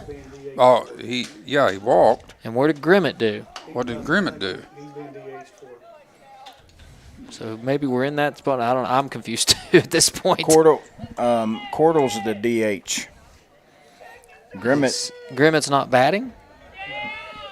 Grimmett has to be somewhere. Who's out on second base? Is that Shrewsbury? Yes. So I don't know where Grimmett went. So I don't know. Well, we'll figure it out. Maybe that was the conference. I don't know either. Yeah, maybe something happened there. That could be it. Because somewhere. Joel's working here. He's got a count of 3-1 here. So. The 8-hitter is up. So this is Grimmett? No, this is Cordell. Popped him up down the right field side. All right. Well, got a chance here. Grimmett, Coach, you tell me what you see here, but I believe Grimmett likes to swing at that pitch on the inside, even if it's a little elevated. I'm throwing him one on the inside here. I'm elevating it just a little bit, and I'm getting him to swing, and he may swing and miss, but he's very likely to, if it's inside, it's hard to do anything with but pop it straight up in the air. Yeah, Joel's worked outside here, so I like that idea, but you got to stay in on the plate. It's a full count here. He could work in under his hands. Joel stayed away there, and Cordell fought it off and fouled it down over the Mesa Mountain again here. So to see another pitch, another payoff pitch. All right, here we go. Coach, you're going to have to get that straightened out over there. I don't know. I thought we had it, but yeah, you're going to have to get this straightened out. Oh, he went inside and couldn't get it. Looked like he was trying to either throw a changeup or a curveball there and just lost control of it. Well, it does present a force play here. I always like to look at the positives. It does present a force play at third base, second, or first. And here we go. Who is this now? Is this the leadoff batter? This is Lucas Young. Lucas Young. Okay, so there's the problem. Holden Grimmett's not batting. Liam Cordell is batting 8th, and Lucas Young is batting 9th, is what that looks like. I think I figured it out. Can you hear me? Nope, you're muted. Oh, my bad. I muted. There you go. I think we got you now. All right, that called a strike there, so a ball and a strike here. I've come up here and messed all this up. Is this Lucas Young? Yes. Okay. Number 22, Lucas Young. I got you here. All right, here we Joel's go. working. Again, I said it in the first inning, and Joel looks like everything looks good. His mechanics looks good, but his release point is off just a little bit. But he's battling here. He's trying to find it. 2 balls and a strike here. Ball's up in the air. Oh, that could be trouble. We have a bloop single to right field. Runners had to hold and got him at second. Yes, out at second. Sorry, Coach, I get a little excited. Oh, that's all right. We had what happened here, and May went out of the camera just a little bit. We had a bloop single. Latham was coming hard to get the ball there, and the runner had to go halfway and hold up because he wasn't sure if it was going to be caught. And they gunned the ball to second base, and the ball beat the runner there for the force out at second for the second out of the inning. What a break for the Panthers. I'm telling you, we needed that big out, and especially since those runners had to hold and nobody scored on that. That could have been dangerous. And now with 2 outs, who is this, the leadoff batter, Eads? Eads, who's also the pitcher tonight. He's hit the ball well this evening. Cordell walked. And that was Young, and Young singled to right. And now this Colt Needs. Outside ball 1. Ball 1 on the outside. What I'm saying is we missed someone in this lineup. Mr. Eads digs in here. Joel's working out the stretch with traffic on the bases here. He checks the runner at first. Here comes the pitch. Nice curveball. Breaks it into the zone there for a strike. All right, so what we got, 2-1? Is it 2-1 or 1-1? I'm not certain. Probably 1-1. Scoreboard says 2-0, but we'll figure it out here. Here's the next one. No, Swing and a miss. He'll say it now. Now they've got 2-1, so I don't know. I thought he called that curveball He must have strike. called that a ball. Yeah, I'm with you. I think he called it a ball. Panthers got a chance here to get out of the inning. Stayed on the outside there trying to get him to chase his pitch. 3 balls and a strike. I stand corrected. I thought he called that second curveball strike. All right, big pitch here. We need an out in a bad way. That one stays up again. Man, Joel really laboring. I show up, and he starts laboring through this lineup. And I don't know. Does anybody have a game changer? How many pitches has he thrown? I can tell you. Just give me a can't second. imagine it be that many. Joel has thrown 65 pitches to this point. Okay. This is the batter right here, guys, to get out as we struck him out to end the third inning. As this is Stevens, as they are doing a, what is that, maybe a courtesy runner? Probably. And yeah. I believe Stevens is the 9th batter of the inning. Of course, he singled and then also grounded out 5-3. His last at bat, so he's 1 for 2, looks like Ryan Stevens is. And I missed the first inning. Didn't quite get to see how this all happened, but looked like maybe started off with maybe 2 guys reached, one on an error. But Yeah, this is the lone hit. Yeah, we had in the first inning, we had a fly ball to right field, and Lathan got under it, and the ball got in the heel of his glove somehow, and he wasn't able to corral it and make the play. And then we had some trouble there. We had a walk, and then sac fly, just timely hitting by the Patriots. And as you know, you put the ball in play, good things happen. Yeah, and this inning feels. We very well may not be confused about the lineup because it looks like there may be some confusion about the lineup. Well, it looks like Shrewsbury batted in the 7-hole, and then Cordell came up and batted in the 8-hole, and Lucas Young batted 9th. Now, our original lineup had Shrewsbury followed by Grimmett, followed by Cordell, and in the way this was written on this paper, Lucas Young was the designated, or was the person who was not batting. Being DH4, maybe. Yeah, Cordell was the DH, and it looks like something. I think that maybe the umpires were confused as well, but it doesn't look like they're going to call an out. So looks like we definitely have a runner on, maybe a pinch runner here for.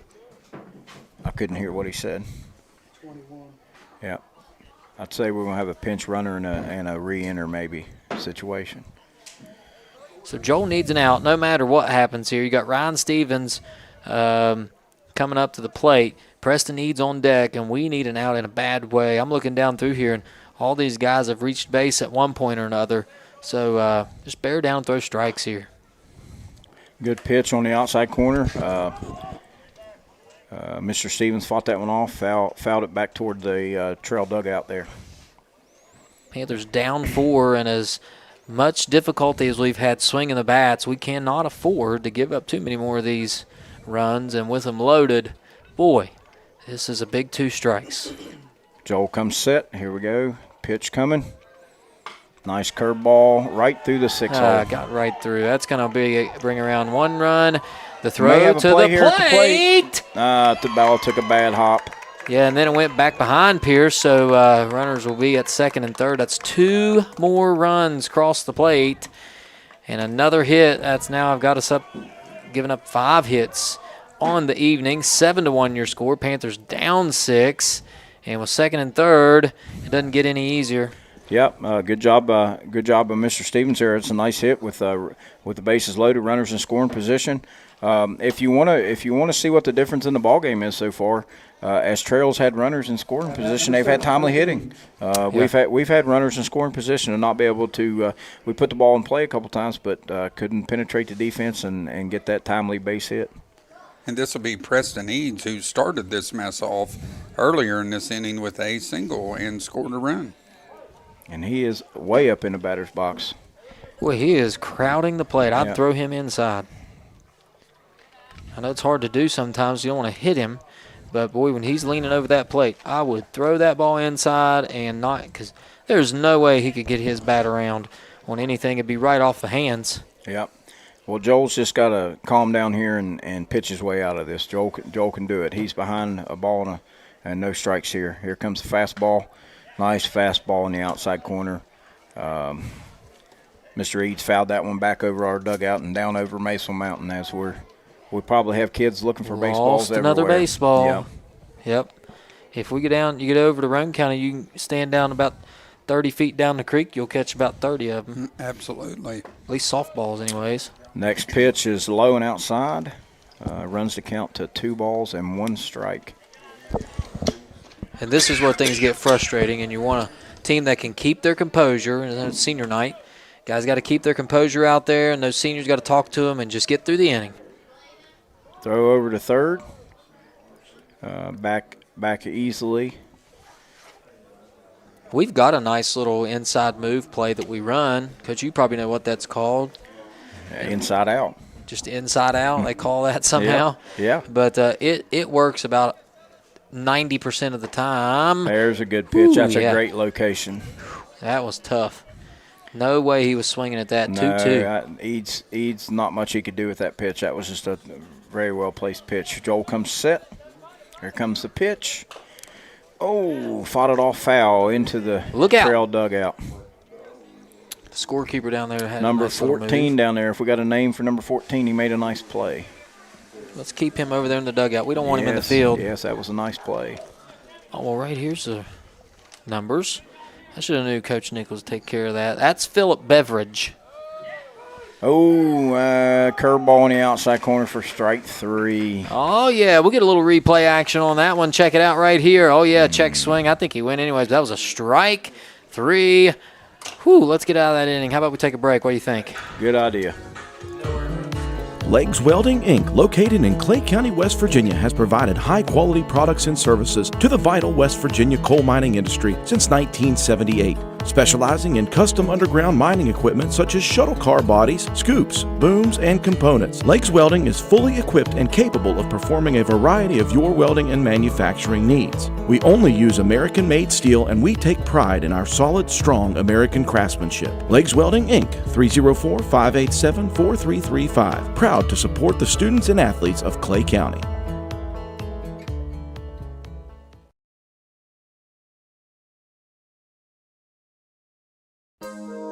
In your time of need, call Wilson Smith Funeral Home, 154 Main Street in Clay, West Virginia, providing all your needs for pre-needs, burial, cremation, and memorials. We have 2 locations to better serve the public: Wilson Smith Funeral Home in Clay, West Virginia, and Pennington Smith Funeral Home located in Golly Bridge, West Virginia. We offer personalized services and a caring staff. We are with you every step of the way. You will have peace of mind knowing that we are taking care of your loved one. Call Wilson Smith Funeral Home, 154 Main Street in Clay, West Virginia at 304-587-4244, or Pennington Smith Funeral Home located at 331 Main Street, Golly Bridge, West Virginia at 304-632-2111. Basil W. Smith Jr., LIC owner. Tracy Osborne, office manager. Hunter Jones, apprentice. Staff members Greg Fitzwater, Bobby Joe Harmon, and Candy Dorsey.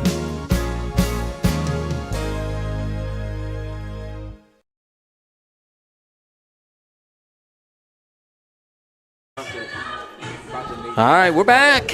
Yeah. And I like this music. Yes. 'Cause that is setting the tone. I here. don't know who the MC is, but he's got it. We can't keep Bobby from moving his feet over there, dancing the night away, and I'm going to have to get up and dance a little jig myself. I love it. Well, let's hope we dance on some base pads here with our hitters here as we have Gatlin Stanton come up to in the bottom of the 4th inning. We're down six runs, 7-1. All right, Gatlin, and was my reading this right? 7 strikeouts. Yeah. And it is only the top of the 4th. Ooh, mercy. You are correct, sir. I think it's 8, Al. It may be 8. It probably is 8. Gatlin, who was one of those strikeouts in the second inning. We've only had 9 outs. Yep, well. Holy smokes.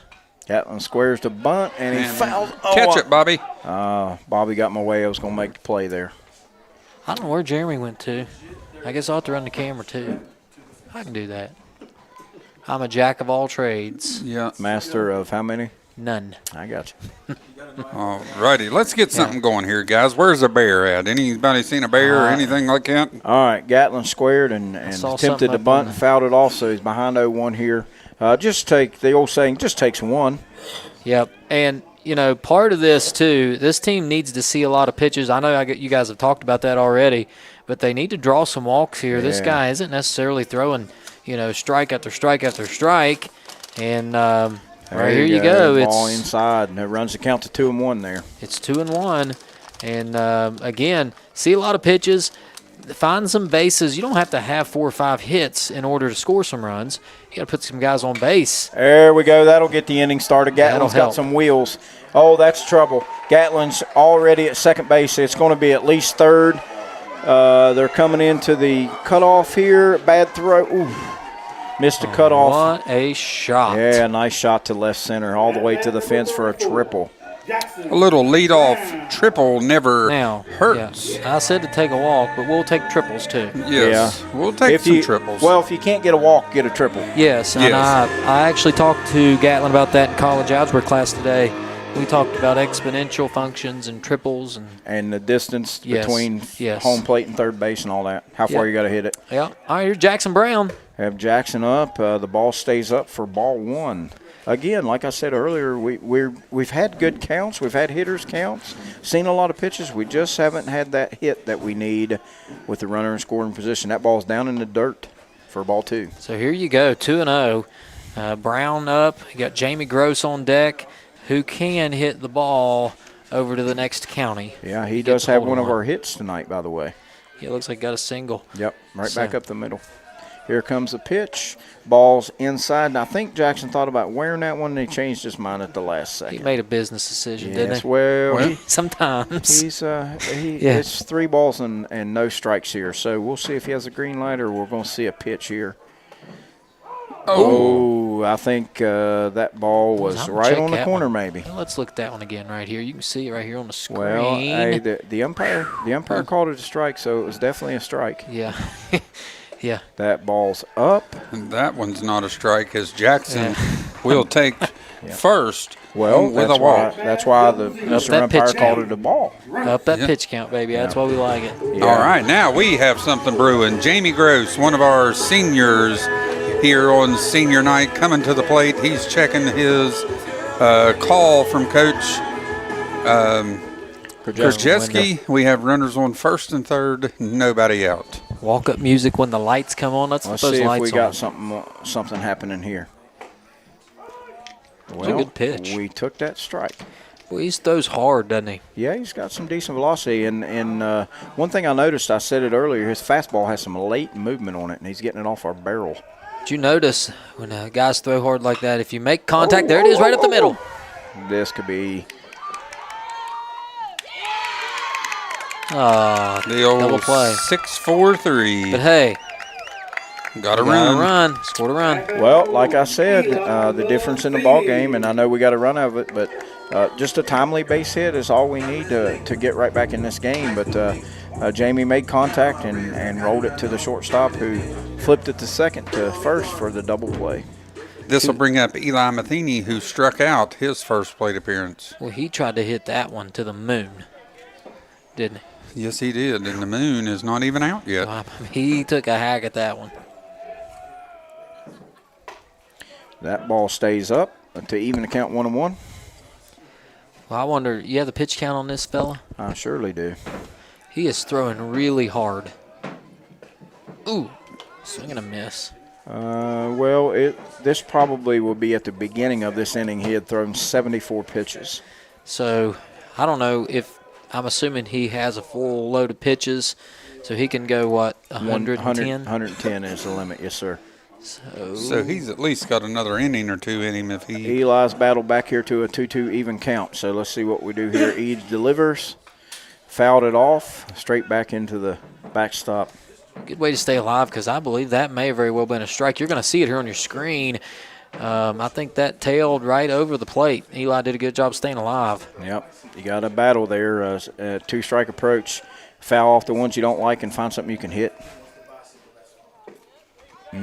Struck him out. A little bit late there.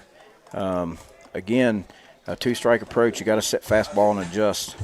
So another strikeout for Mr. Eads, and that ends the fourth inning. We got 3 to go, fellas. We need some runs. Put your rally caps on. We'll be right back on WVRC Clay County Sports right after this. A well-run retirement plan can attract and retain valuable employees, whether your organization has 2 or 2,000. People's Bank offers solutions to determine the best benefits approach that meets your business goals. People's Bank 401k Solution offers fully bundled and in-house solutions that eliminate the need for multiple providers, saving you money. People's Bank, working together, building success. Investment products are not FDIC insured, not deposits, and not guaranteed by People's Bank. Not insured by any federal government agency, subject to risk and may lose value.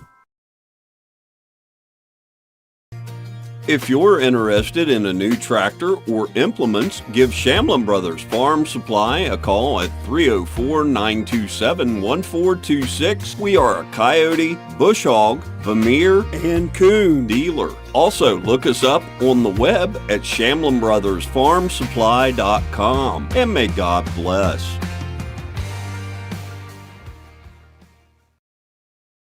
People's Bank Student Checking Account is designed for teens and college students. The special account allows for experience managing a checking account with a highly rated mobile banking app, along with a People's Bank Debit MasterCard for purchases and ATM use. It also offers options for direct deposit and mobile check deposit. Visit your nearest People's Bank location or learn more at peebo.com. People's Bank, working together, building success for now and for the future. Member FDIC. Yeah. All right, fellas, we're back, and we got a pitching change here. It is Luke Stewart onto the mound, Luca Jr., and has had a pretty good season as far as pitching goes. Plays first base as well. We'll see what he can do. Right-handed pitcher. Throws the normal stuff, wouldn't you say, Coach? Fastball and some sort of breaking pitch there. Yeah, I think he's got a split finger, maybe a decent fastball. I think he throws a curveball and a changeup. I believe is his other two pitches. Luke has had pretty good command of the strike zone, at least what I've been able to see of him. And I'm not sure exactly what the stats say, but I think he's been a pretty reliable pitcher for the Panthers. And just to go around and give you the defensive alignment here before we start, Adkins still behind the plate. From left to right, that's third base to first base. In the infield, it's Cooper Collins, Landon Delwart, Jackson Brown, and Joel Elliott's over at first. And left to right in the outfield, it's Eli Matheny, Gatlin Stanton, and Lathan Brown. And, Coach, I'm going to turn it right back over to you. Let's get a quick inning here. All right, this will be Kramer coming to the plate. Kramer At bat number 24, had Kramer. looks like a single and a run scored in his last time at plate. I think I know why this team was pretty good at football. These kids are adult-looking kids. Mm-hmm. Here comes the first pitch. Oh, a nice off-speed offering there. Looked like Mr. Kramer was a bit out in front of that one. Yeah, he was way out in front of that one. He's antsy to swing, and I'd stay off the plate and see if I can't get him chase. Yeah, that first pitch, he was far up front. He almost hit it off the end of the bat. This ball is hit a mile in the air to left center. Eli comes cruising in from left field and right underneath it for the first out. It was a nice play, and you're right. That was hit up there forever, and that's always tough for those outfielders, especially coming in. Yeah. But the senior Matheny did a great job. Had to beat on it all the way. Called off Stanton out in center and made the out one away. As you mentioned, that ball was hit a mile up in the air. Did hit it up in the stratosphere. 5,280 feet. Yes. You like that quick math? Yes, I do. This is Workman. We have Workman up. Here comes Luke out of the windup. First pitch. Nice location on the outer edge of the plate. Workman fouls it straight back over top of our heads. You know, I'm not an expert here, but Luke has a different release than Joel. Obviously a different player, but it's almost lower, not quite over the shoulder like Joel. And of course, as soon as I say that, he lines it right back up the middle. I don't know if there's such a thing as an announcer, Jinx, but if there is, we just seen it right there. Well, yeah, I will tell you this. Whenever you came on, Alan, and Midland Trail had a hit, I got a text that said, "Get Alan out of there, bad luck." Yes. Yeah. Now we have Zaylon John stepping in. We know Zaylon from a football field. Pretty good-looking baseball player here. Not much of a lead at first. Here comes the first offering. Nice off-speed offering. I broke that one into the strike zone on the outside corner. Luke's release is not a sidearm release, but it isn't really over the top either. It's kind of a mix, isn't it? Yeah, 3/4. Yeah, we'll say 3/4. Might even be that. I think if you pay attention, if his arm slot drops even more, I think that's when he throws his change up. But I could be wrong. But that was a nice another off-speed offering there, and he got Johns out in front of it, and he fouls it over to Terrell Douglatt. Up 0-2. Here's his pitch. Of course, if you're watching from Midland Trail, we were just joking. Arm slot doesn't change. You don't need to say that to anybody. Yes. Did that hit him? It hit him right in the back, didn't it? No, it was not? behind him. Wild pitch, and the runner advanced to second. I think it hit him. I thought it hit him for sure. So, Coach, you're saying this is not a 3/4? You think it's more of a 5/8? Yeah, something along those lines. With that. It depends on the pitch, Coach. Yeah. Foul ball. He's got him in a good spot here. One ball, 2 strikes. You don't have to give him anything right down the middle. Maybe nibble around the edge, get him swinging. He is antsy to swing, is Johns, and he does have 2 strikeouts, it looks like. Yep, and he's been ahead of everything. So slow it down. We're going to slow it down even more, or we're going to try to heat on the outside corner here. Let's see what we have. Looks like Pierce is setting up somewhat inside. Oh, that's off the end of the bat. Oh. Ooh. Oh, no. Boys, we cannot get out of our own way here. Here's the throw to third. He's safe. But we did get an out, right? Yep. Joel had a line out to first base, and he was trying to double the guy off at second as Delwart was trying to get to the bag. I don't know if the runner interfered with Delwart's vision, but it went off his glove. But I'll tell you what was good about that play. Gatlin Stanton was on his horse out there in center field. He came in and made a strong throw to third base and at least had a play over there. So Shrewsbury stands in with 1 out. Luke in a good spot here. Does have a runner on third. Now we got Tom. Is there 1 out or 2 outs, Coach? I have a fly out to Eli, and then whatever just happened. There's 2 outs, I think. What we got on the field? With volleyball here. Volleyball. Here at Masel Beach. A volleyball on the field. You know, that umpire out there at second, I used to talk to him a lot when I was principal, and he is very dramatic in his calls, and it's a good thing because you always know what he's saying. I can appreciate that because you can't hear him. Yes. There's a good pitch, a fastball right down the middle. This umpire does a good job, too, calling a strike. We did a game up here. It was me and you, Coach, wasn't it? Or yeah. And you couldn't tell if it was a ball or a strike. The home plate umpire didn't really tell you. Well, I wasn't here, but I was watching that one, guys. Yeah. I remember. Yeah. That ball broke. There's a good pitch. That would be, what would you call that, a 10-4 curveball? Yes, it's that's a replay right here. You're going to see it. These guys call it the sweeper. Sweeper pitch. I see that a lot nowadays, especially on the TV. He went away there. About swept him all the way outside to see if he can get him to chase, but Grimmett, right? Not Grimmett. Yeah, Shrewsbury was able to hold very on. good 0-2 pitch. Try to get him to hit your pitch. Luke comes set. Here comes the delivery. Oh, I thought that hit the end of the bat. He must have been wearing an elbow brace or something. But it didn't look like he tried to get out of the way, did it? No, it did not. But that will bring up, if I'm not mistaken, this is Cordell. Cordell, yes. Cordell. We had the DH written down and something earlier, and this was where we messed up. You can blame me, Coach. I wrote it down the wrong spot off their lineup card. That was my fault. Well, that's why I was so confused. I kept blaming Coach Ramsey, who was scoring the book for us. Well, he was scoring it wrong because I wrote it down wrong. He was like, no, it's right, it's right. I'm First like, no, pitch it's is not. in there for a swinging strike. Again, in a little bit of trouble here, but all we need is an out, so let's roll a ground ball here and make a routine play. They did take second base, and we didn't really throw it down. Or defensive indifference. Yeah. Oh, good pitch. Strike 2. So what you're saying, Coach, is focus on the batter, not necessarily what's going on behind you if you're the pitcher here, Stewart. Yes, that guy at third is not going anywhere if the guy at first don't go anywhere, so we're good here. That is a good location. Man, and Stewart thought it was a strikeout. He did think he had it, and it was a good pitch. But pitch looks like it's going to hit him coming out of the hand, and then it just cuts right back over. Cordell had a big league take there. He really did. He never even moved. the inside. Fastball 2-2. a little further inside for a 2-2 count here. Now, this is your money pitch here. Yes. With a 2-2 count. You don't want to go full with 2 outs. No, you want to throw your pitch right here. Big pitch. Oh, yes. There Strike it is. 3. Got him looking. How about that? Pulled the string on that one. Nice curveball. You're going to see it right here on your screen, the replay. Man, perfect executed pitch right there for the 3rd out. Let's go get some runs, guys. How about it? Yeah, let's put our rally caps on in between innings here, and let's get us some runs. All right, we'll be right back right after this. WVRC, Clay County Sports. Stump's Funeral Home and Cremation has been in business since 1897. Family owned and operated for 6 generations, offering you and your loved ones services with dignity and respect.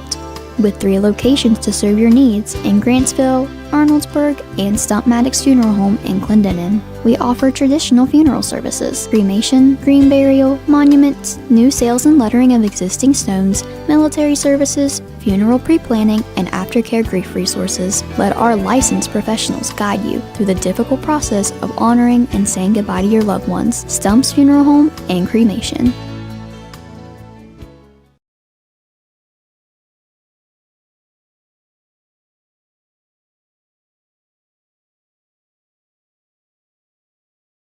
For more than 120 years, People's Bank has been dedicated to helping businesses thrive. The local business and commercial bankers take the time to understand your business, and that's where relationships start. From there, People's Bank offers a range of loans to best fit your needs, because there's no one-size-fits-all approach to financing. Operating loans, lines of credit, cash management, whether it's for day-to-day operations, expansion, or new equipment, People's Bank is committed to working together and building your success. People's Bank, member FDIC. All right, we're back. Who we got coming up? We have Landon Delward, Pierce Atkins, and Lathan Brown scheduled to come up. Landon has gotten on by a walk and then struck out in his most recent plate appearance. But this is, as Coach Collins said in between, the money inning right here. Yeah, I was going to say, this is a big-time inning here. And Eads still on the mound. 3rd time through the order. This is usually where things start to happen. Ball was inside there, so ball 1. Delwart took one right under the chin as Eads maybe is starting to labor a little bit. I was talking to Landon today as this next pitch is high. Ball 2. About senior night. And he told me, he said, I didn't get to enjoy my football senior night quite like I thought I would. So he's excited for this night. Yeah, I bet. Ball 3 up high. If you remember, Coach, Landon was hurt pregame in the Was that the night he was playing the drums? Yeah, that was the infamous bass drum. We're hoping to get it replaced. Here comes the 3-0 offering. Oh, yeah, ball 4. Walk. Let's start us off right here. Well, I'm a Clay County fan, but I don't know about that call, just to be honest with you. It looked like a pretty good pitch. Well, Coach, it wasn't called a strike, so it had to have been a ball. It was a ball because the umpire called it a ball. That's right. Pierce Atkins, a single and a triple. Let's see if he's halfway to the cycle here. He has hit the ball all over the field this evening, and I don't know that they have a way to get him out unless he gets himself out here. This is trouble for Midland Trail. Here comes the throw over to first. Delwart's back in easily. That didn't look like the safest throw either. It was a bit high and hot. They don't. It's hard. It's a lot harder to steal off a lefty because they're staring at you. Well, you better go on the first movement if you're going. We are not going, and the pitch is down for ball 1. I believe Eads is starting to show signs of wear as we progress into these latter parts of this ball game. I believe he swung at strike or ball 2. And Eads says, I don't think so, Coach Nichols. Yes. I don't know. That looked high to me. I could be wrong. But that was pitch number 83 on the night for Eads. If he keeps working like he is, he may finish this ball game. 1-1 count here. Oh. All right, now you're ready. Nice location. Yes, if you can get that strike call, I would live there. Pierce needs a big hit. Nobody out, and we got time. Pierce is doing what we talked about earlier good as idea. Clay County batters to slow Eads down. He gets in a rhythm, man, and he just pumps that ball in the strike zone. You can make him thinking about it a little bit. I love that he made him come set and then called late. Here we go, and now we'll step off. Delwort's extending his lead just a little bit at first. I'm not sure if we're off and running here, but Get him thinking about that runner. I like that idea too. runners goes. Ball's outside. Delwort's in there safe. Of course, I can't help but think, if you're Midland Trail, why are you even worried about that runner over there at first? Up with 5 runs? runs? Yeah, with a 7-2 lead. But now you got a runner in scoring position if you're the Panthers, which is a really good thing. And Pierce is back even in the count 2-2, and he has showed no signs of slowing down at all. So this is a big stretch here. And who we got on Brown on deck? Lathan Brown. Lathan Brown is on deck. Lathan Deck's on Brown. Lathan, yeah. And Lathan. Careful with that one. Yes. All right, here we go, 2-2. Here comes the pitch. He's looking back at Landon again, still worried about that runner. Oh, High fastball, and Pierce swings right underneath it. Because I believe he threw 4 straight balls, or 4 out of 5 pitches were balls in that at bat. We need to get us a run right here with Dale Ward in scoring position as we have Brown and Elliott to follow. And usually lefty-righty matchups are in the advantage of the batter. This is a lefty-lefty matchup. I don't know that it really matters at this age and this level of baseball, but we'll see. Not as much. I think it's a hindrance because we don't see any left-handed pitching. Yeah, I think you're right, too. Comes at you at a little different angle. Yeah, different release point. Your eyes got to be in a different spot. That first pitch was down and away for ball 1. You know, Lathan used to seeing that ball come towards him from the right side. Now he's inside of man. Again, Eads is struggling to throw strikes here. Ball 2. I would be as patient as I could be. What about this, Coach Collins? Sometimes we say when a left-handed batter comes up, it throws the pitcher off a little bit. What about if you're a left-handed pitcher? Would a left-handed batter throw you off a little bit? Probably I different don't for know. everybody, wouldn't it? We went through a 2-game stretch where Lathan didn't see but 1 strike out of 6 at bats, so maybe there is something to that. But like you said, Eads is a left-handed pitcher. We don't have but 1 left-handed bat in our lineup, and there's not a ton of left-handed hitters that I've seen this year. There are some. Well, they are really worried about Landon. He's doing his job out there. Just don't get thrown out here. Big hole on the left side. Take a look at that shortstop all the way near the bag. That is a good job on the base pad by Delwart working back here and getting the pitcher's attention. His focus off of his buddy in here in the box. Come on. Delwart's going. He timed him up. He's out. Well, I don't know if you got a replay on that one. Yeah, I do. He tagged him. No, I don't. I missed it. He tagged him. He tagged him on the rear end. So was his hand on the bag? I don't know. But as I've said earlier, he's out because the umpire said he is out. Well, if that's a strike him out, throw him out. No, that's a walk, ain't it? Oh, did he walk? He walked, and Delwart's out at third, trying to take third. So now we have 2 outs. And who we got here? Is this Joel? This is Joel with a runner only on first base now. Ooh. Fouled it straight back over the catcher's head. I thought I was going to catch that one. You were on it. I seen you. Yes, if it came through that fence, I had it in my glove. Yes, as a matter Well, of fact, good I thing. had you backing up. Good thing, because Jeremy's in a coma over there from all those nachos. Yeah, he ate 6 pounds of nachos up here. In front of all of us. Mm-hmm. I got 0. I don't know about the rest of you. All right, Joel, we need a big hit. Boy, we have. Here comes Eads with the delivery. Curveball. Caught the outside corner of the plate there. Nice pitch. Now we're down 0-2. Now we got to fight. Yeah, this is a frustrating game at times, isn't it? Yes, it is. Ball in the dirt. Lathan's off and running. In there safely. He's in there safely, so that's stolen base. Well, I don't think it's a stolen base, No, is it? that's a wild pitch. Well, we do have our runner back on second. Hopefully we can get him in this time. Yeah, and it's important here, I should note, fans watching at home, as this next pitch is fouled off. But it's important that you get this run across, at least one. You never know.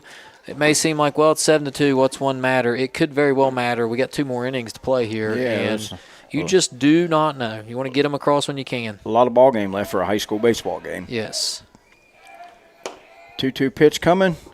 Down in the dirt. Joel being patient. Tells me he's seeing the ball. Now let's put the barrel on one here, Joel. So, Joel looking for his first hit. No, second hit in this ballgame. Looks like he had a single the last time up. Yeah, infield single. Infield single. We'll take any kind of single here at this point. We'll take a double. We will not take that, but we'll have to. Strike 3. Strike 3 as Mr. Eads continues to do numbers on our batters. All right, folks, we'll be right back. Stay with us. Top of the 6th we go. It's Midland Trail 7, Clay County 2. We'll be right back right after this. Looking for unbeatable deals? Chino's has 3 sizzling offers for just $9.99 each. Build your own large 3-topping pizza or enjoy a homestyle spaghetti lunch special with that drink. All for only $9.99. And for a limited time, get 2 medium specialty pizzas for just $9.99 each. That's right, a large 3-topping pizza, spaghetti with a drink, or medium specialty pizzas are all just $9.99 each. Chino's Pizza and Spaghetti House, where $9.99 gets you more.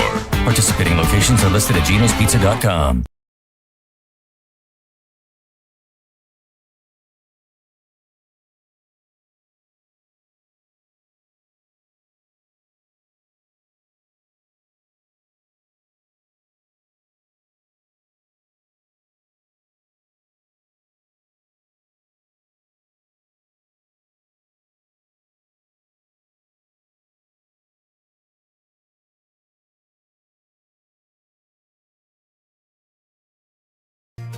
If you're interested in a new tractor or implements, give Shamlin Brothers Farm Supply a call at 304-927-1426. We are a coyote, bush hog, Vermeer, and coon dealer. Also, look us up on the web at ShamlinBrothersFarmSupply.com. And may God bless.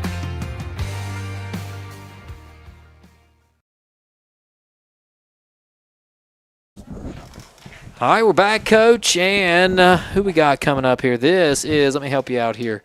This should be Cordell. Lucas Young's up. All right, Lucas Young. That was my mess up, Coach. I looked at the lineup card wrong, I believe, when I wrote it in our book. So all this confusion I've caused. So did, well, there's a curveball for a strike. Because I thought the strikeout was by Shrewsbury to end the inning. So did Shrewsbury strike out as well? I'm not certain on that. No, he was on base. Okay. Swinging strike there on another breaking pitch by Luke. So we're ahead 0-2 here in the count. All right, big time chance here. Here we go. Luke did a good job coming in, pitching that last inning.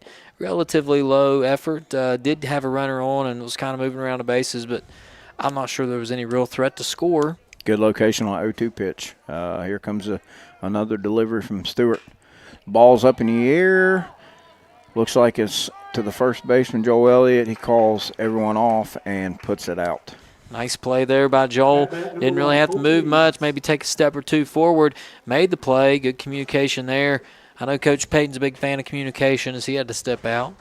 Called his fellow players off, and we got the first out of the inning. Nice start to this top half of the 6th here. Yep. Now we have Mr. Eads up, top of the lineup here. Delivery from Luke. Nice pitch. Mr. Eads swings through that one for strike 1. He was way out ahead of that one as we see a replay here. And he was out in front of it by half a second. Another delivery by Luke. Oh, late break on that curveball. Got him swinging again. My goodness. Luke is spotting that off-speed pitch there pretty nicely. Luke has came on in relief and has settled down the Midland Trail bats. He almost got that two-seamer to run back over the edge of the plate there. That was a nice pitch. Luke looking for some kind of grip in his glove here. I imagine it's stayed away. I thought maybe he was going to try to throw something curve or something. I think he threw that same fastball on the outside corner this time, trying to get a swing and miss on the as it tailed off the plate. Here comes the delivery from Stewart. Nice job. Nice pitch. Nice piece of hitting there. Did Eads bat left-handed to begin? Yes. His first plate appearance? Yes. Pierce almost caught that off the netting. Wasn't that pretty incredible? Good hustle. I don't know if anybody noticed, but I did. Off the netting. Oh, yep. There. Oh, and caught a foul ball there. Boy, he just barely got a minimal tip contact, of that, but it was foul. You know how I know? He called it. The umpire called it foul. Okay, well, can't argue with that. Yep. All right, Luke, Here. we need a big strikeout here. Come on. Hit the ball right to the second nice baseman. play. Nice play by Jackson Brown going to his glove side. Made plenty of time. Made a nice throw to first for the second out of the inning. That was a Jackson made that look pretty routine. That was not so much routine. I thought it was a base hit, and he did make an excellent play on it. And that just goes in the book as a ground out. But, boy, nice job. Here comes a guy we've had all kinds of trouble with today in Stevens. He's had 2 hits in his 3 plate appearances. He grounded to third as well. Looked like in his second at bat. Now that umpire's pointing again right over to the. They've got a bat and some type of padding out of the dugout there. I didn't know if that dog had finally made its way out onto the field. It's considering it. Do we have any black cats we can send out there or anything? Need to do something. Luke's come in here and cooled the bats down a little bit, so he really let's see if he can maintain it here. The wind up in a pitch. Again, started him off with something off speed. I think he's kind of threw them off their rhythm here with starting them in reverse with some off speed stuff. Yeah, I like the way he's going at these hitters and going maybe some off speed stuff. It's still for strikes, and then gets them in a hole and just keeps pumping strikes. There was that two-seam fastball that run in on his hands. Stevens fouled it off, but again, in off the barrel and fouled it straight back. I think he's got the hitters guessing too. They're not sitting on fastball. They're really at this point guessing. That's where you want to be. Curveball hit straight to the shortstop. They got him! Let's see nice that job. one. The umpire See called it, right Coach. here. The throw over, and boy, I think he may have got him. I like it. Well, I know this. It's an out because the umpire called him out. That's the second 5-3 tonight for Ryan Stevens, and that is a 1-2-3 inning for Luke Stewart. We're going to go to the bottom of the inning. Panthers need 5 runs. We'll see if they can't come up with it right here on WVRC Clay County Sports. Stump's Funeral Home and Cremation has been in business since 1897. Family owned and operated for 6 generations, offering you and your loved ones services with dignity and respect. With 3 locations to serve your needs in Grantsville, Arnoldsburg, and Stump Maddox Funeral Home in Clendenin. We offer traditional funeral services, cremation, green burial, monuments, new sales and lettering of existing stones, military services, funeral pre-planning, and aftercare grief resources. Let our licensed professionals guide you through the difficult process of honoring and saying goodbye to your loved ones. Stump's Funeral Home and Cremation. Clay Family Pharmacy is your hometown pharmacy, serving Clay County and the surrounding areas with prompt, reliable service and a family-friendly atmosphere. We are open to serve you weekly. Our hours are Monday through Friday from 9 a.m. to 6 p.m. and we are open Saturdays from 9 a.m. to 2 p.m. Give us a call at 304-587-2123. Clay Family Pharmacy, proud supporters of all Clay County athletes.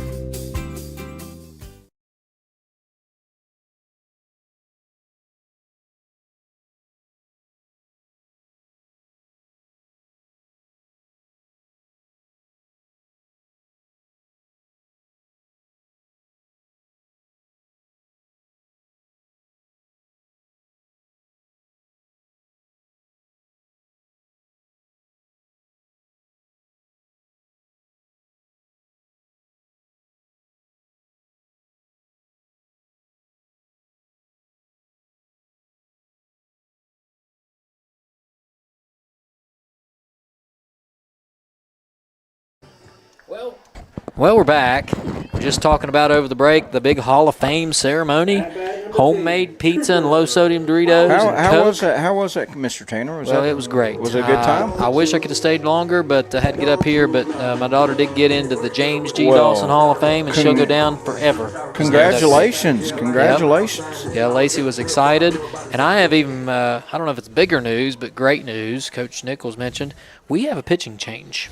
Yes. Yeah. This is big news. Looks like Zaylon Johns is going to the mound. Zaylon Johns, and he may be a great pitcher, but it's good news that Cooper Collins is digging in here. Yeah, here's Coop. Right. Strike at the feet. I'm a little biased to the guy batting, but I'm going to have to side with him. But the umpire called it a strike. They say there's a strike at the knees. It was a strike at the feet. There's another one. All right, 0-2. He's in a big hole here. Got to protect. Maybe choke up a little bit. Here comes something else. No, he looks like he has a fastball grip. That's a ball. Oh, I will tell you, to get Eads off the mound, who had 11 strikeouts, and to have this guy come in who seems like he can locate himself. There's a shot. Did he get enough of it? Did not. Fly out to center field. Good contact, good barrel. At bat number 5, but didn't get it in the gap enough. Stanton will come up. Stanton had a triple and scored a run in his most recent plate appearance. He did strike out in his first one, but let's see if Gatlin can't start us off here as we need to score some runs in a hurry. We need to get a couple here this inning if possible. Here comes the delivery out of the windup. Fastball right down the middle, and Gatlin Stanton swings through it for a strike. 0-1 count. Looked like he had a nice looking swing on that pitch.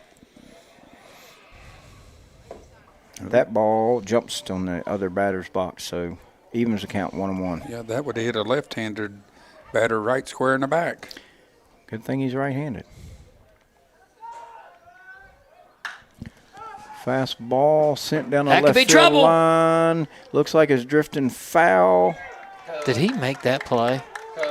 My heavens gracious, what a play. That was a fantastic play. I couldn't believe he made that play. It was foul, but boy, he reached right over there and caught it. A little Willie Mays style. That was a nice play by the shortstop. Number 2. Stevens. I'm telling you, boys. This Midland Trail team, we beat this team, I believe, 11-1, was it? Yep, you're right. Well, they have improved a ton. They hit the ball well tonight. I'll give them that. Jackson Brown, who struck out and had a walk. Yep, on base. Here we go. Little number down to the first baseman. Pitcher trying to find a bag, and does for the third out of the inning. Well, a 1-2-3 very quick inning for Mr. Zaylon Johns. And that is how the 6th inning ends. So we've got one more inning of baseball to play, and unless the Panthers can come up with something, that's how it's going to end. So we'll see if we can't get through this top of the 7th. We'll come back, and right after this, thanks for watching, folks. Stay with us on WVRC, Clay County Sports.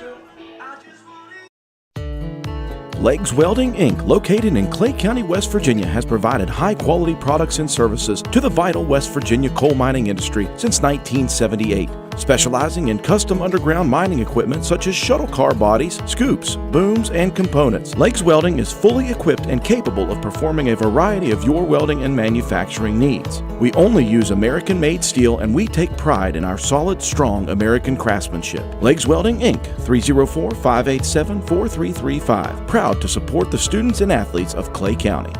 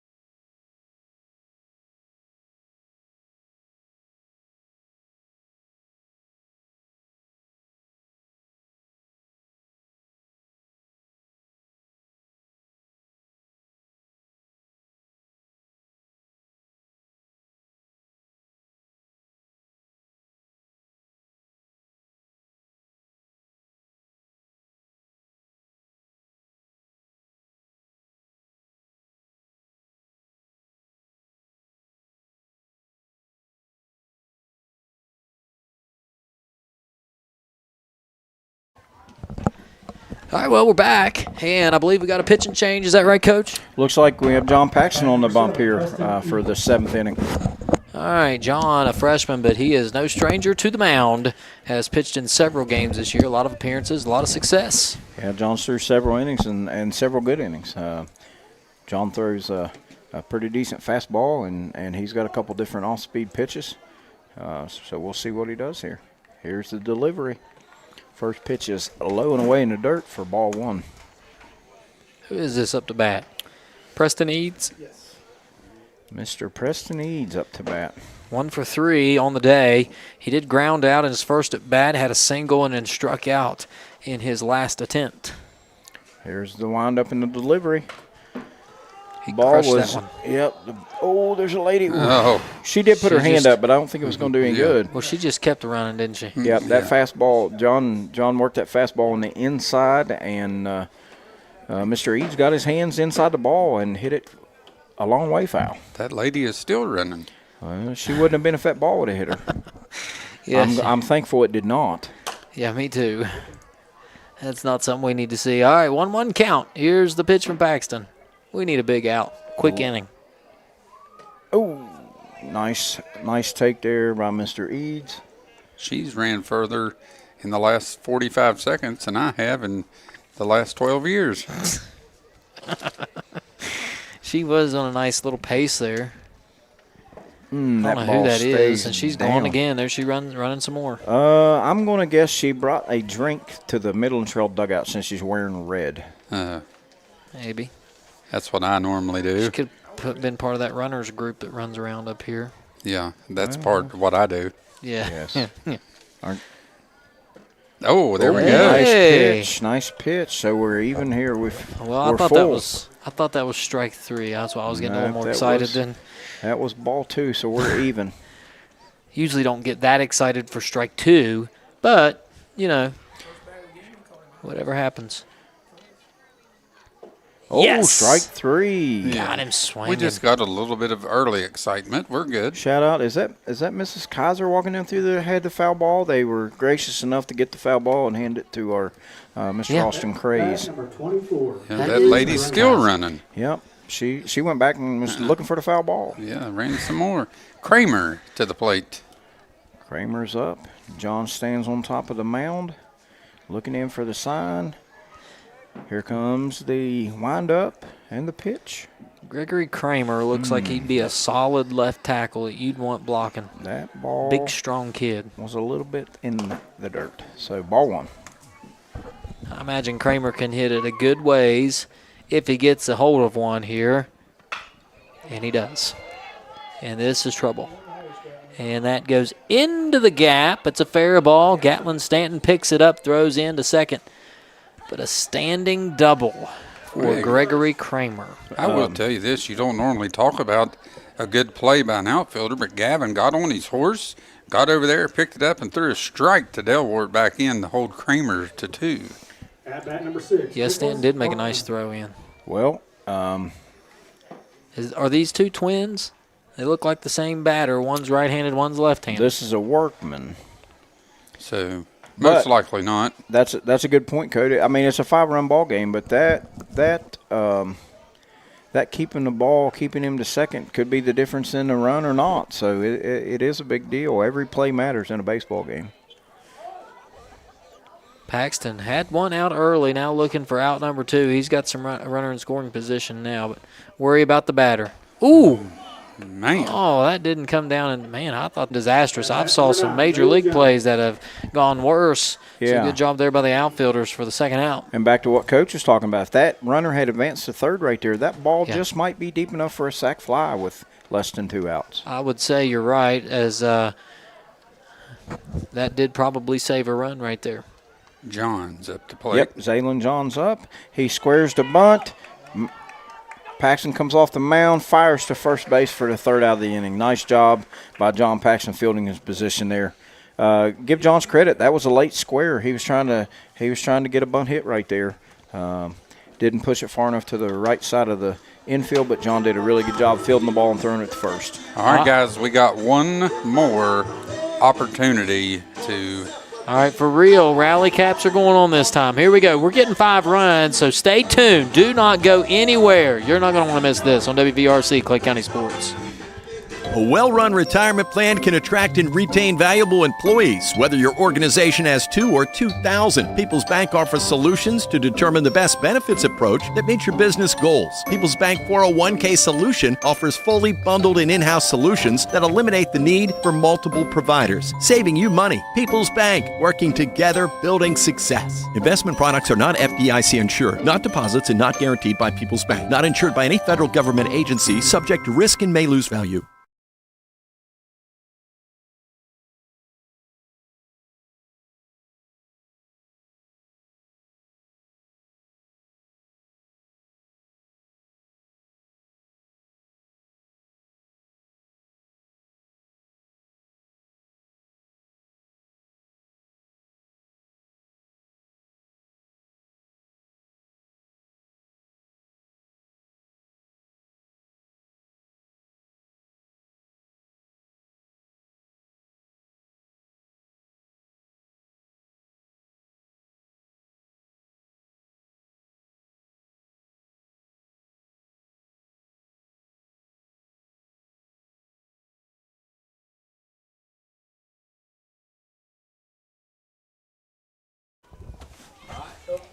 All right, folks, we're back.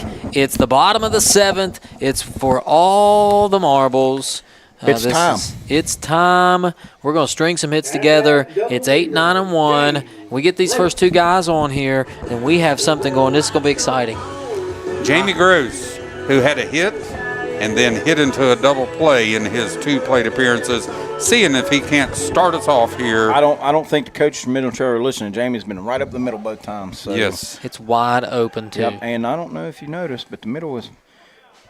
Oh, man, that's a wide strike. Well, I've agreed with the umpire all night, but I disagree with that one. Well, it's the 7th inning. Let's take off our rose-colored glasses. Oh, my heavens. Well, the strike zone is moved outside.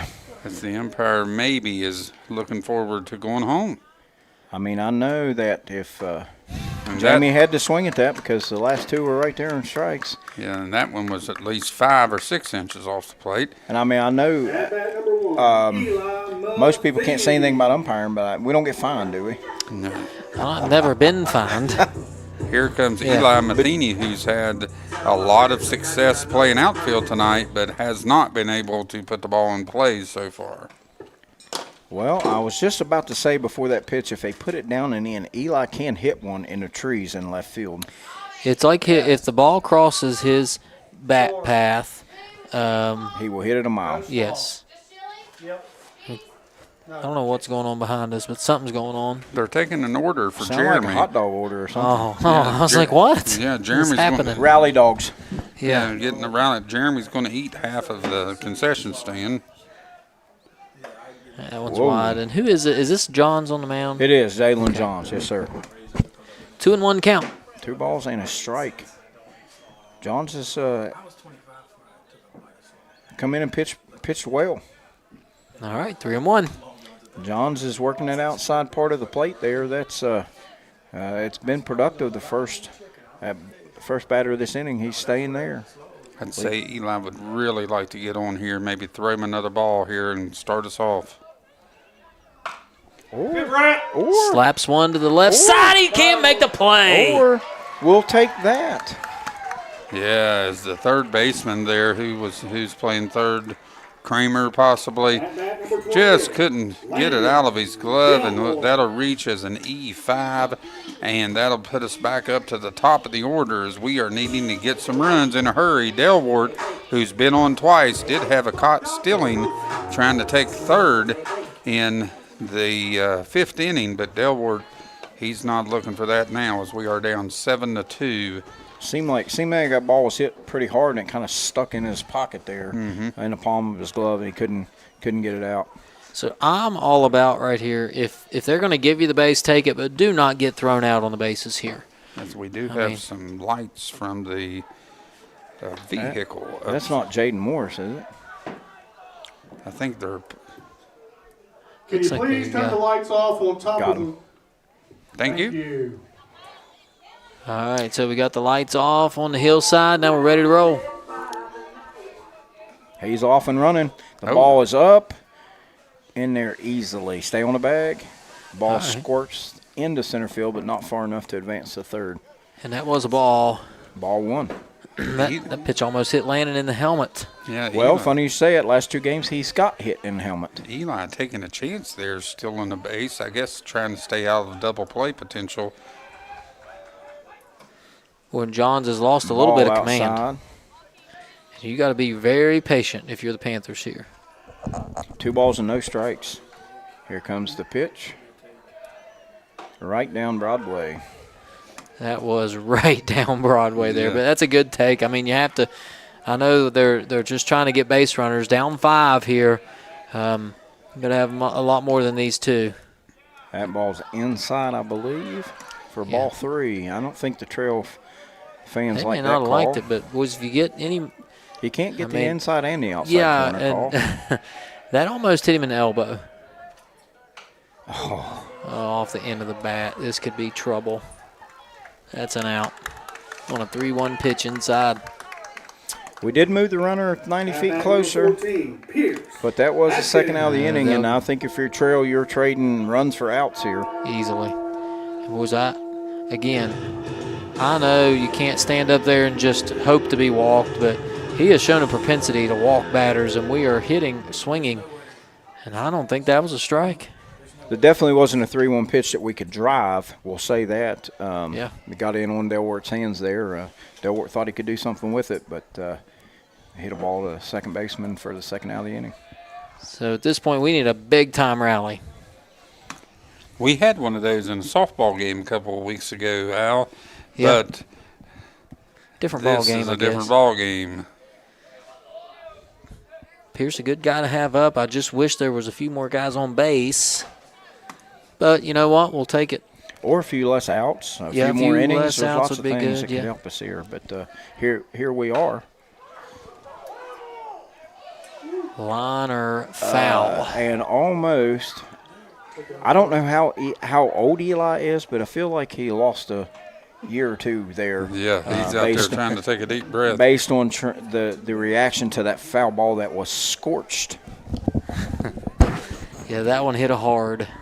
And you can't see it quite because you see Pierce here taking a little extra time, giving Eli time to collect himself. Yes, for sure. All right, 2-1 count. John's back to the plate. That ball stayed up. Ball 3. You definitely don't want to get picked off to end the game at third base. So I'll give catcher Eads credit. He's not afraid to crank it down the no, baseline. that run right there means nothing without more base runners. All right, 3-1 count. Let's see what Pierce is doing here. Swinging away, 3-2. Foul ball literally in. I don't know how that hopped the fence and went in the dugout. That's an impossibility that just happened. Yeah, I don't understand that either because that fence is completely covering the front of the dugout. Hey, here we go. 3-2 count. Now we got time. Pierce is taking his time here and so the Panthers are down to their final strike. Can we extend this ball game? We'll see what happens. Base runners. Here we go. Matheny off a third.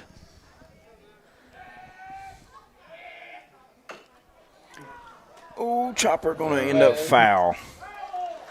He stays alive again. 3 balls, 2 strikes.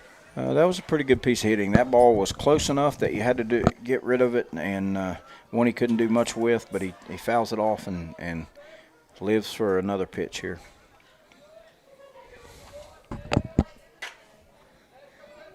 Here's the next one. Same situation that Johns has went to that off-speed pitch. Pierce keeping his weight back enough to get the bat to it. I'll tell you something I've noticed here. Watch Pierce as he does his Nomar Garcia-Parra routine with his checking his hands, his batting gloves. I like that. Somebody takes his time, probably talking it through what he needs to do. Anytime you can bring up Nomar Garcia-Parra, it's a good day. Yes. I got it. Oh, no. 7-2 to the Midland Trail Patriots. Why don't we take a break? We'll tally up some stats when we come back. We'll have your final stats for this ball game. Thanks for watching, folks. This is WVRC, Clay County Sports. At Big Otter Elementary, we believe school is more than just a place where lessons are taught. It's where friendships grow, curiosity thrives, and every child is part of a family. Here, learning isn't just about books and tests. It's about connection, encouragement, and a love for discovery. With the highest student achievement in Clay County, our success comes from something much deeper than academics. It comes from families who are involved, teachers who care, and a community that believes in every child's potential. At Big Otter Elementary, every student is known by name, valued for who they are, and supported by a team that feels like home. Big Otter Elementary, more than a school. It's a community, it's a family, and it's where the future begins.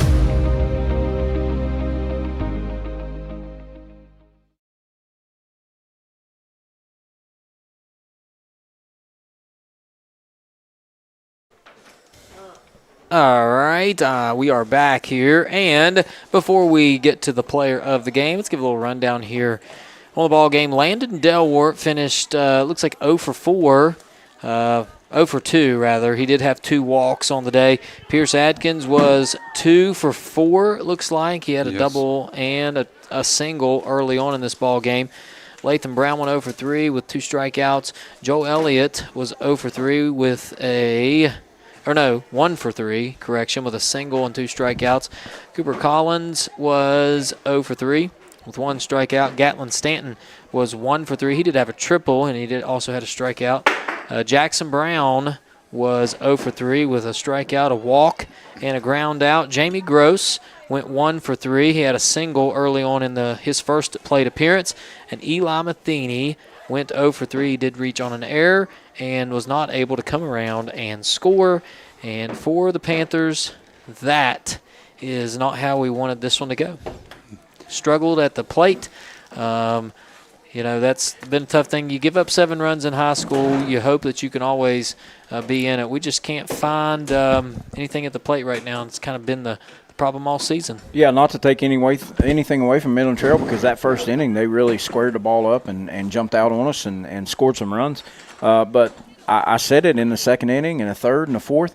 We saw a lot of pitches. We had hitters counts. We were ahead in the counts, but we just couldn't. We had runners in scoring position. We just could not get a base hit when we had those opportunities. And 1 or 2 of those opportunities go the other way, and you put some runs on the board and you put the pressure back squarely on Midland Trail. Does the game change? It's very possible. Yeah. But give Trail credit.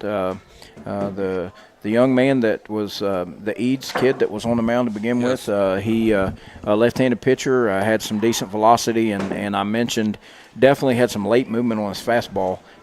He pitched a very good game, silenced our bats. We had a couple hits there, but like I said, when we got base runners in scoring position, he shut it down and executed the pitches that he needed to execute to get us out, and that's how you win baseball games. Well, for sure. Tough luck for the Panthers.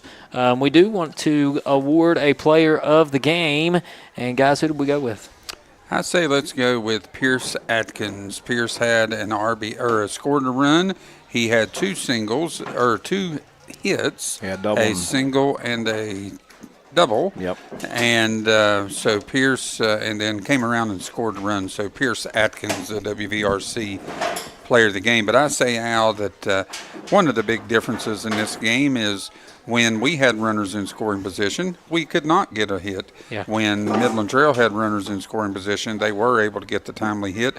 And not only did Eads have 11 strikeouts in the game, we said it in the broadcast when Johns came on to pitch that, hey, we like this pitching change.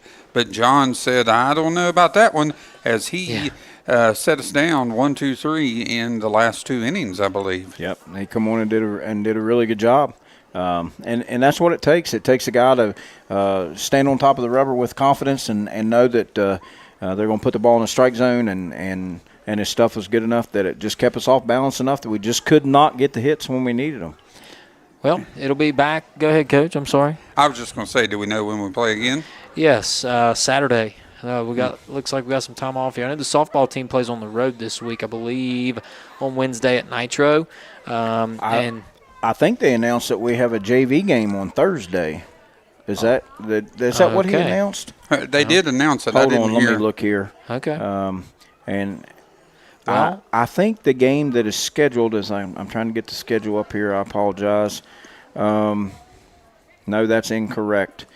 Maybe the game Monday the 11th with South Harrison, they changed to a 7-inning JV game. I believe that's what Bobby announced earlier. And I believe probably the reason for that is we went ahead and played South Harrison in the LKC placement game. We've played them twice, So Monday's a JV game, but we can still do that one. That's no problem. We'll be here. Lord willing, we'll be right here. They play Saturday, the 9th. I'm not sure who that's against at the moment. That's against Wayne County. The Wayne Pioneers. The Wayne Pioneers. That's home. It's home. We're on the road Thursday at Scott, and then we're back home the 9th against the Wayne Pioneers. So we will not be on the road Thursday, but we will have the action Saturday, and then the following week, which is next week, we've got home games on Monday, JV game. Tuesday, we have South Charleston coming for a visit, and then on Wednesday, we have Nicholas County. That'll be a big one. Yep. In to pay a visit, and then travel. Yeah, we travel on Friday to Lincoln, and then boy, we're getting close to. I know softball has regional play coming up. Baseball will have regional play coming up as well. I'm sure that I'm the jinx tonight because I'm on the broadcast, but I will not be here Saturday. I have an older daughter graduating from college Saturday. Congratulations to that. Yeah, for sure. I'm very proud of her and very excited for her. That's awesome. So Cooper will be here playing, but we're going to be in Glenville watching her graduation on Saturday. So we're pretty excited about that. I'll tell you what you can do.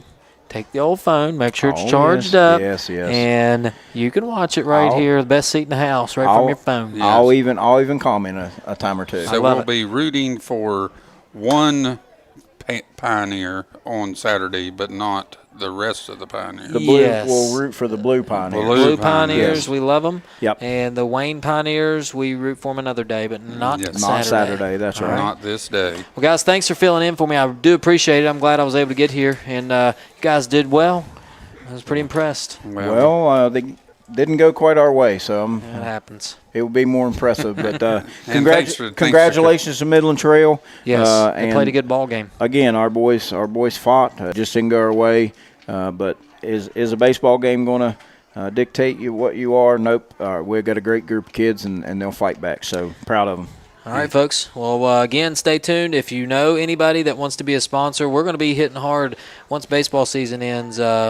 I know we got some plans to get some sponsorships out here because this has been overall, and I think you guys would agree, what a great success WVRC has been. We've been able to broadcast everything from Friday night football, Monday night football, to basketball all over the place. And we've been on the road, volleyball, softball, baseball, wrestling. It's really awesome. And I know we haven't done a ton of middle school games.